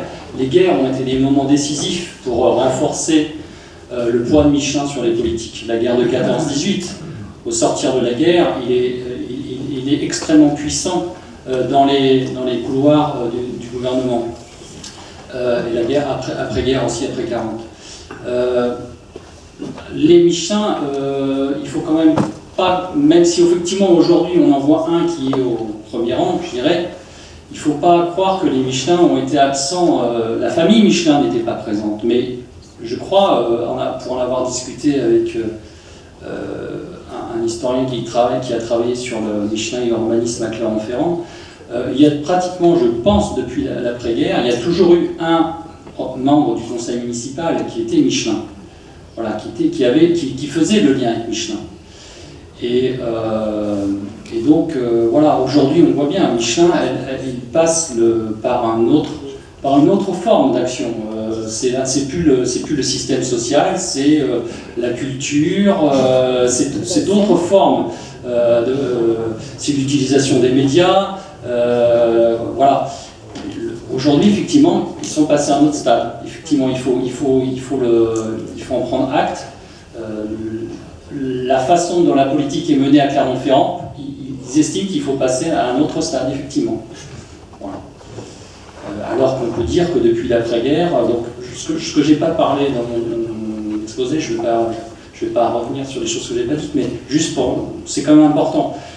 Robert Marchadier, c'est important de le dire, même si c'est dans la brochure, Marchadier aurait dû être maire de Clermont-Ferrand en 1945 à son retour de déportation. Le Parti communiste, dans le comité de libération qui se tient en janvier 1944, j'ai les documents originaux, quand les différents courants du mouvement de la résistance discutent sur le partage des postes de responsabilité au lendemain de la libération, le Parti communiste qui est en position de force dit « nous proposons Robert Marchadier ». Or, au moment un an après, 6 mois après, le préfet, nommé par De Gaulle, nomme comme responsable de la délégation provisoire de Clermont-Ferrand, c'est pas municipalité, c'est délégation provisoire, nomme Gabriel Montpied. Voilà, et le Parti communiste, à ce moment-là, ne dit rien. Et Robert Marchadier aurait pu être maire une deuxième fois, puisqu'il mène la liste communiste en 1947, et la liste communiste, on l'a sans doute oublié aujourd'hui, mais la liste communiste, elle arrive en tête, devant les socialistes, devant Gabriel Montpied, le maire sortant. Et ce sont les voix des élus MRP du conseil municipal qui feront élire Gabriel Montpied. Voilà. C'était une... Je ne suis plus sur Michelin, je suis désolé, mais ça m'a permis d'aborder cette question. Oui, simplement, je voulais ajouter par rapport à ce que vous disiez, qu'effectivement, moi, j'ai vécu Michelin de l'intérieur. Donc, je peux témoigner qu'effectivement, il y a eu un très très gros virage après les années 68, avec la remise en cause profonde et de tous les mécanismes, on va dire, perfides qu'avait mis en place Michelin pour contrôler la ville, si bien que Michelin et ses dirigeants ont mis un acharnement maniaque à s'en détacher. Et puis, les années ont passé. Et c'est simplement à partir de, on va dire, 1995, quelque chose comme ça, en particulier avec l'histoire du tramway à Clermont-Ferrand, où en fait, là, Michelin a réalisé qu'il pouvait avoir une nouvelle forme de puissance. Et effectivement, ça s'est concrétisé par la mise en place du tramway sur pneus, qui... Comment ? Oui, du tramway. Oui, donc du fameux tramway sur pneus, qui est, à mon avis, une erreur technique.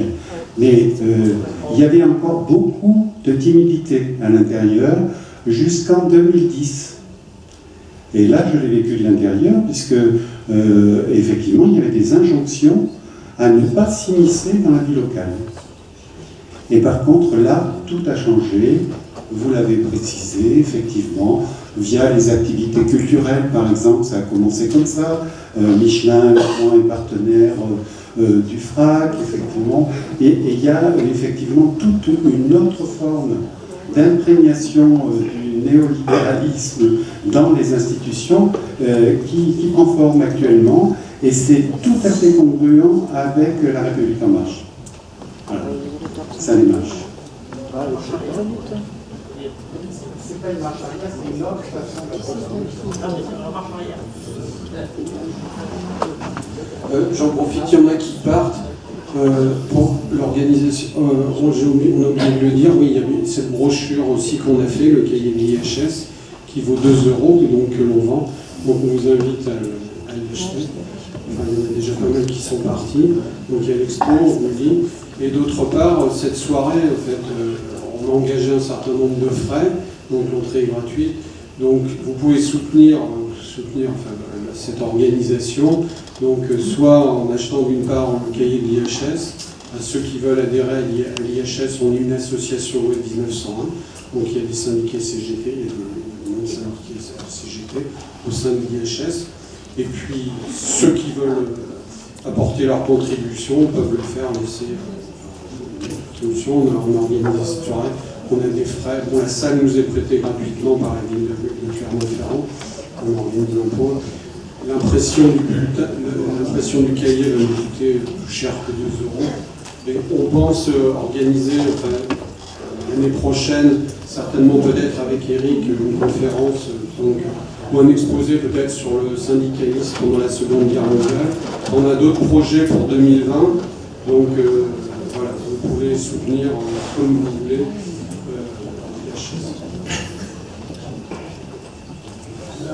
C'est là, pas trop loin. Un des épisodes les plus sordides de l'activité politique de Michelin, c'est quand même le soutien qu'il a apporté à la cagoule.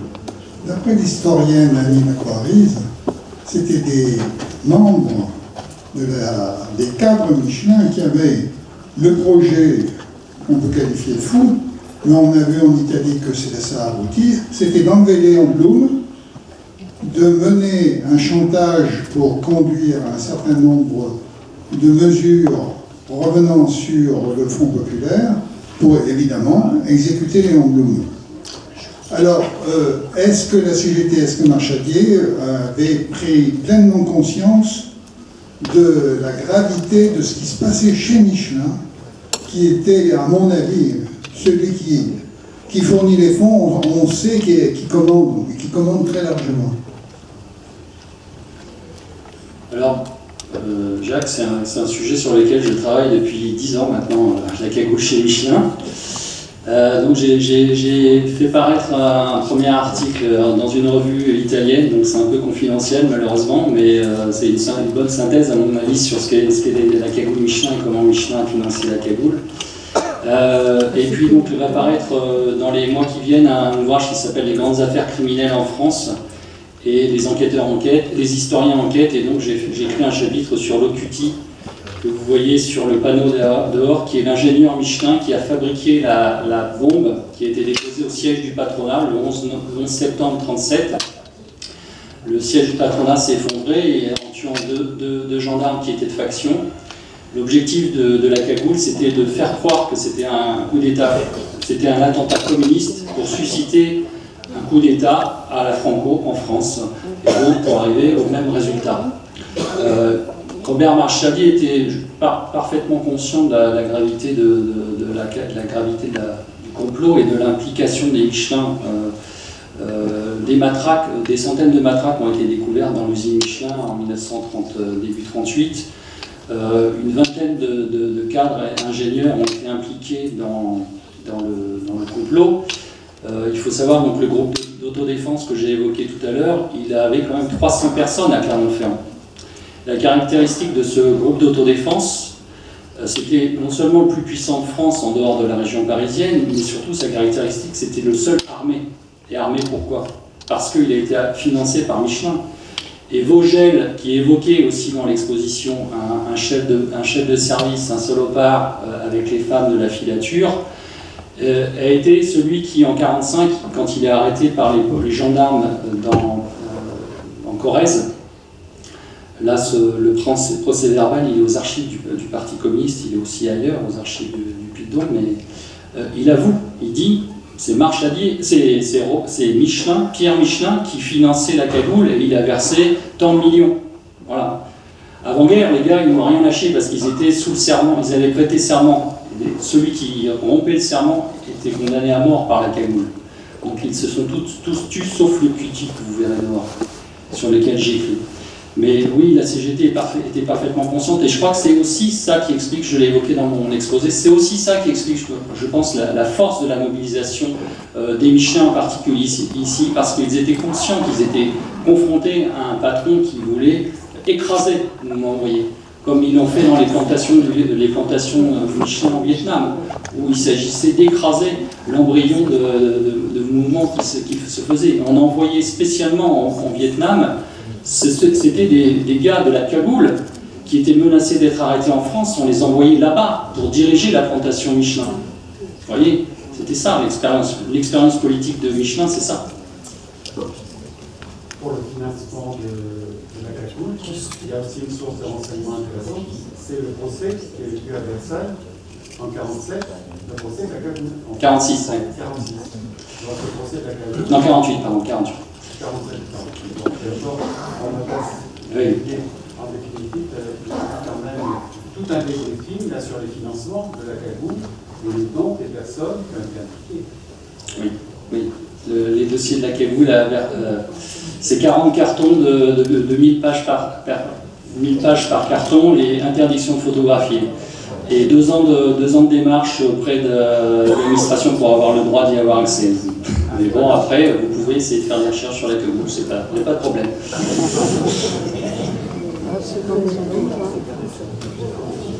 Ça marche. Il y a d'autres questions? Oui, alors merci beaucoup pour votre travail, mais je vais en demander encore plus. C'est-à-dire, moi ce qui m'intéresse, c'est ce qui m'a intéressé surtout dans ce que vous avez dit, parce que je crois que c'est le seul moment où on a un exemple d'internationalisme prolétarien. C'est quand il s'oppose un peu à la manière commando à l'envoi de pneus pendant la guerre d'Indochine. Donc ce qui m'intéresserait, moi, c'est dans le contexte de tout ce que vous avez dit, comment Marchalier, par exemple, est-ce qu'il y avait des immigrés aux usines Michelin à Clermont, et qu'est-ce qu'ils pouvaient représenter dans la lutte. Et puis, est-ce que Michelin était déjà une multinationale, et comment pouvait se concrétiser à l'époque dans le syndicat la formation sur les multinationales et l'internationalisme prolétaire. Voilà, j'arrête. Ça fait déjà beaucoup. Oui, ça fait beaucoup. Alors très vite, Michelin, c'est une entreprise internationale dès son essence presque. Alors pas tout à fait, parce qu'elle est née en 85, mais dès 1905, Michelin ouvre sa première usine en Italie, en 1906 en Angleterre, en Allemagne, peu après, aux États-Unis, en 1907 je crois. Elle ferme en 1930. Donc Michelin, effectivement, l'essence de Michelin, c'est l'expansion. Et ce qui est caractéristique aussi Michelin, c'est sa capacité à utiliser les nouveaux terrains qui s'ouvrent. C'est-à-dire que Mussolini envahit l'Éthiopie en 1936. Eh bien, figurez-vous que dès 1937, un général italien mussolinien vient inaugurer la nouvelle usine Michelin en Éthiopie. Voilà. Et vous avez, ça c'est mon travail de bibliothécaire, j'ai pu acheter ça, la revue interne de Michelin en Italie de 1937, qui fait état de cette inauguration. Et on voit une photo de Mussolini sur un cheval, et le titre c'est Mussolini, le plus grand conquérant depuis la période romaine. Et ça, c'était le bulletin interne Michelin. Vous voyez, voilà, l'internationalisme chez Michelin, c'est ça. Alors chez les ouvriers, évidemment, c'est plus compliqué d'appréhender les choses. Il y avait effectivement des ouvriers, notamment des ouvriers espagnols avant-guerre, des ouvriers du Maghreb. Après-guerre, on le sait, les Portugais, je ne vais pas vous dire des choses, dans les années 60-70, des ouvriers de la Yougoslavie. Voilà. Pour l'époque Marchadier. Alors pour l'époque Marchadier, les ouvriers étrangers, il faut le savoir, j'ai évoqué les renvois massifs de la période 26-1930. Ce qu'il faut savoir, c'est que Michelin a renvoyé en priorité les ouvriers étrangers. Il y a eu 4000, la population étrangère du département, elle baisse de 4000 en quelques mois. C'est les étrangers qu'on a virés en premier. Après, on a viré des femmes, on a viré parfois les pères de familles nombreuses parce que ça coûtait cher en allocation familiale, puisque Michelin avait des allocations familiales. Voilà. Les ouvriers, la question ouvrière d'internationalisme est très peu présente dans les documents syndicaux, hormis les évocations notamment des grèves des plantations Michelin justement au Vietnam dans les années 30. Sinon, évidemment, ce qui reste l'internationalisme, il va se concrétiser surtout par la solidarité avec l'Espagne républicaine. Ça va vraiment être très fort, notamment chez Michelin, mais pas seulement. C'est vraiment un sentiment très fort de la classe ouvrière, ce sentiment cette volonté d'aider l'Espagne républicaine et ce déchirement, y compris pour les socialistes, parce que leur gouvernement refusait d'aider l'Espagne, alors que beaucoup de socialistes étaient aussi pour l'aide à l'Espagne républicaine. Et ça, il y a une photo d'un camion acheté justement par le syndicat des produits chimiques, une ambulance qui a été envoyée justement pour les brigades internationales grâce à cette solidarité. C'est surtout sous cette forme que ça s'est traduit. On clôt dans 10 minutes, donc c'est les dernières.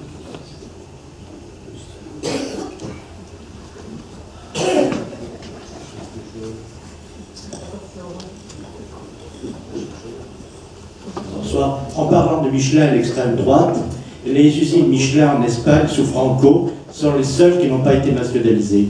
Les autres manufacturés, Firestone et autres, avaient été nationalisées. Tandis qu'à Aranda, l'usine n'a pas été nationalisée. Et en plus, les Basques, là aussi, qui avaient été fortement secoués par Franco, et puis se sont quand même un petit peu parfois aussi vengés sur certains cadres de Michelin.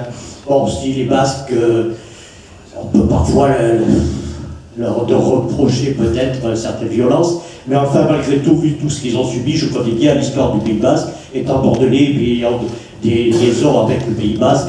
Là aussi, il y a quand même des choses qui sont, enfin disons, là aussi, Michelin et l'Espagne et Franco, il y avait les mains dans la main. Oui, très rapidement sur cette question, là aussi j'ai un peu travaillé dessus. J'ai acheté des photos pour la bibliothèque pour laquelle je travaille, la bibliothèque du patrimoine, le fonds régional. J'ai acheté des photos de militaires formés, militaires espagnols, franquistes, formés par des Michelin en Espagne. On les voit avec le tableau noir. Effectivement, ce qui caractérise Michelin, c'est qu'à l'usine de San Sébastien, elle a continué à tourner sous Franco. Et il a envoyé des ouvriers ou des ingénieurs pour faire tourner l'usine, alors que théoriquement, les engagements du gouvernement Blum, c'était pas d'armes, pas d'aide économique à l'Espagne. Vous voyez, et ça a été d'un sens, effectivement, l'aide aux militaires, elle n'a pas arrivé aux républicains, mais par contre, l'aide des patrons pour faire tourner l'usine qui fabriquait des pneus pour les franquistes, ça, Michelin, on l'a laissé faire. effectivement, c'est quelque chose qui est peu connu, mais qui est réel. Il faut rappeler que le Saint-Sébastien, c'est aussi le lieu de rendez-vous de tous les cagoulards qui ont fui la France. La plupart ont été réfugiés à Saint-Sébastien. Il y a peut-être aussi des liens. Oui, oui, moi j'avais eu une question, et puis un petit commentaire personnalisé. Ma question, pardon. Oui, une de questions, c'est qu'à un moment donné, bon, je suis un peu arrivé en retard parce que le gars est carré, je suis pas rentré dans ce cas. Et on a parlé que finalement, Marchadier qui est considéré comme un narco-syndicaliste, j'ai un peu l'impression dans tes propos que finalement, il a été plus persécuté de l'intérieur par la CGT et par le PC que finalement par Michelin. Et je ne ressens pas qu'il y ait eu l'influence de Michelin au niveau des structures, qu'elles soient syndicales ou politiques, et qui s'est servi de certaines personnalités dans ce sens-là. Donc peut-être que tu n'as pas les éléments, mais je pense que ça existe toujours de nos jours et que ça existait incessamment sous peu, et je pense en faire partie des victimes. C'est pour ça que je suis un peu déçu, je m'excuse. Je pensais que ça irait beaucoup plus loin, qu'il y aurait un rapprochement de ce qui se fait, y compris aujourd'hui. Notamment, je vais passer en tribunal, vous ne savez peut-être pas, contre Michelin. Je viens d'être licencié après 40 ans de boutique. Bon, ça concerne personne, les PCF, la CGT, on s'en fout. J'ai été caractère à la CGT au lycée pendant de nombreuses années. Et donc, je sais que ça marche beaucoup ici. Et donc, je passe au mois de février le 6 parce que j'étais licencié pour inaptitude à tous les postes. Vous voyez, je suis un imputant, je suis un malade mental, enfin, je dois être un narco-syndicaliste aussi, comme Marchadier. Et donc, je vais être certainement encore une fois sacrifié sur les défis. J'ai gagné déjà une fois contre Michelin et qui vous avez ça pour discrimination syndicale. À l'époque, la CGT allait jouer peut-être son rôle.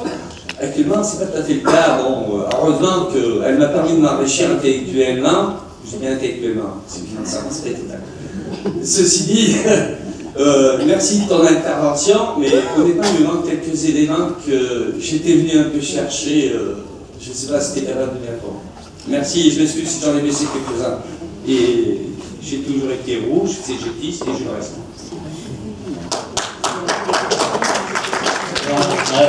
Je ne pourrais pas te répondre. Je n'ai pas eu l'impression de diminuer la responsabilité de Michelin dans la situation de Marchadier ou la situation des militants syndicalistes CGT.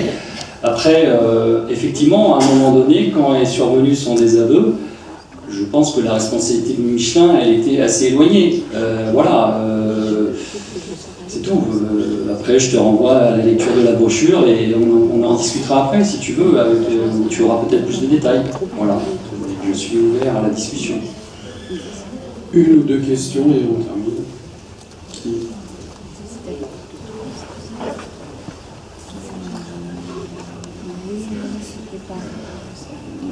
Jean-Philippe Mangeon, donc je remercie Éric Pampou pour son travail, puisque j'ai moi-même travaillé beaucoup sur le dossier de Robert Marchadier.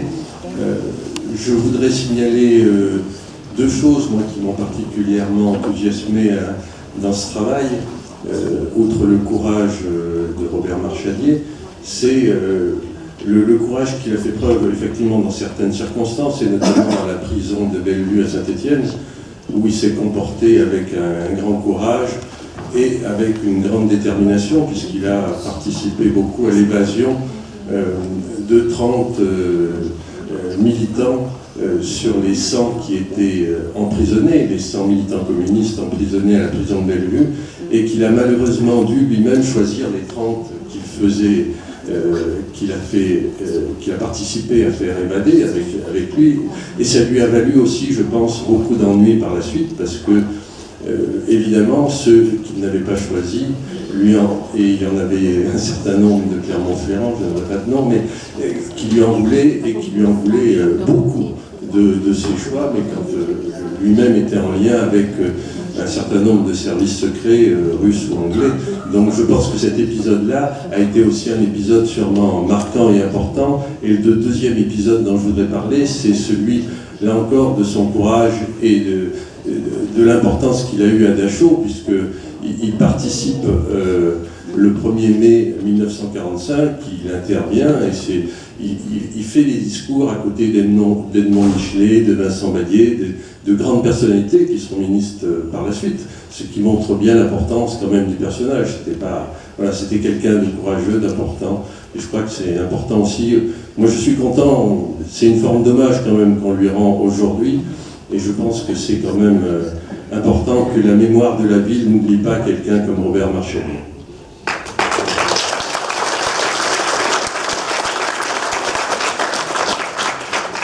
Rapidement, effectivement, la libération de ces prisonniers, elle a suscité polémique parce que quand on doit choisir 30 personnes sur une centaine et que certains finiront dans la centrale de Hesse, d'autres finiront à Dachau et d'autres finiront morts, évidemment, ça ne peut que susciter des réactions.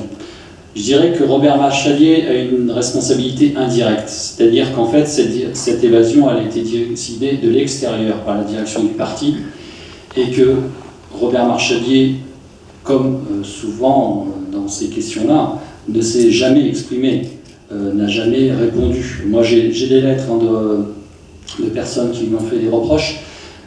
J'ai lu aussi que des gens avaient écrit au Parti communiste, au comité central, après-guerre, pour se plaindre.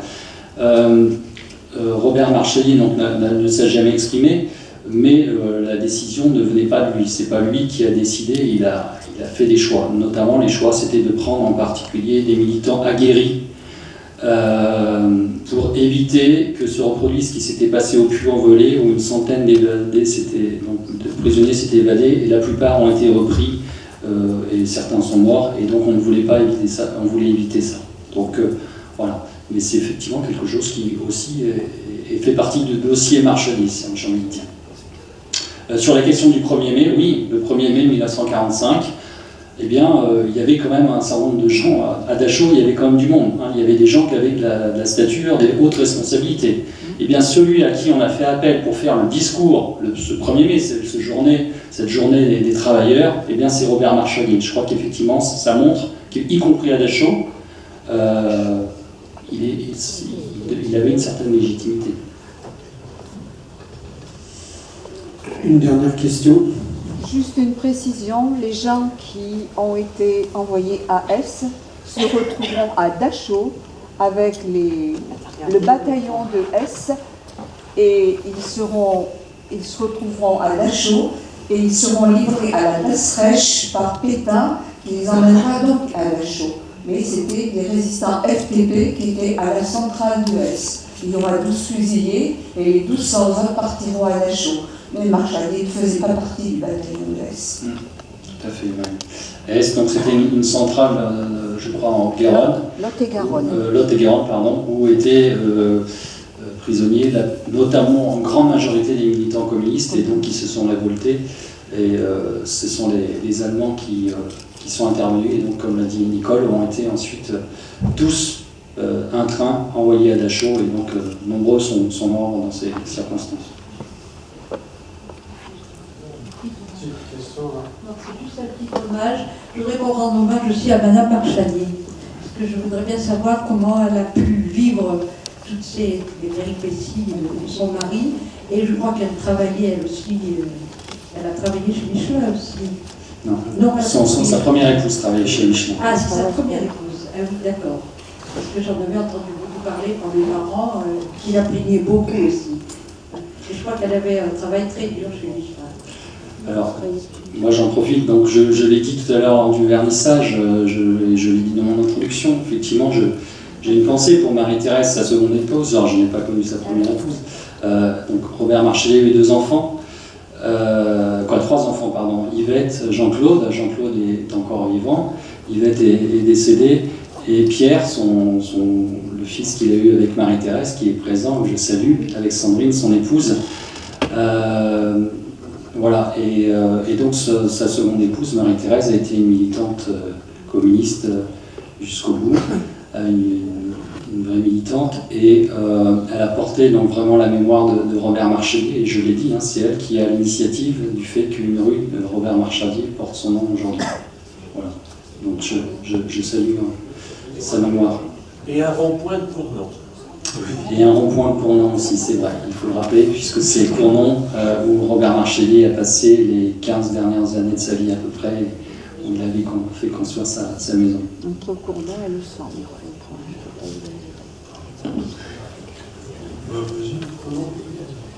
Bien. Ben, si vous êtes d'accord, on peut en rester là. Eh bien, merci à vous.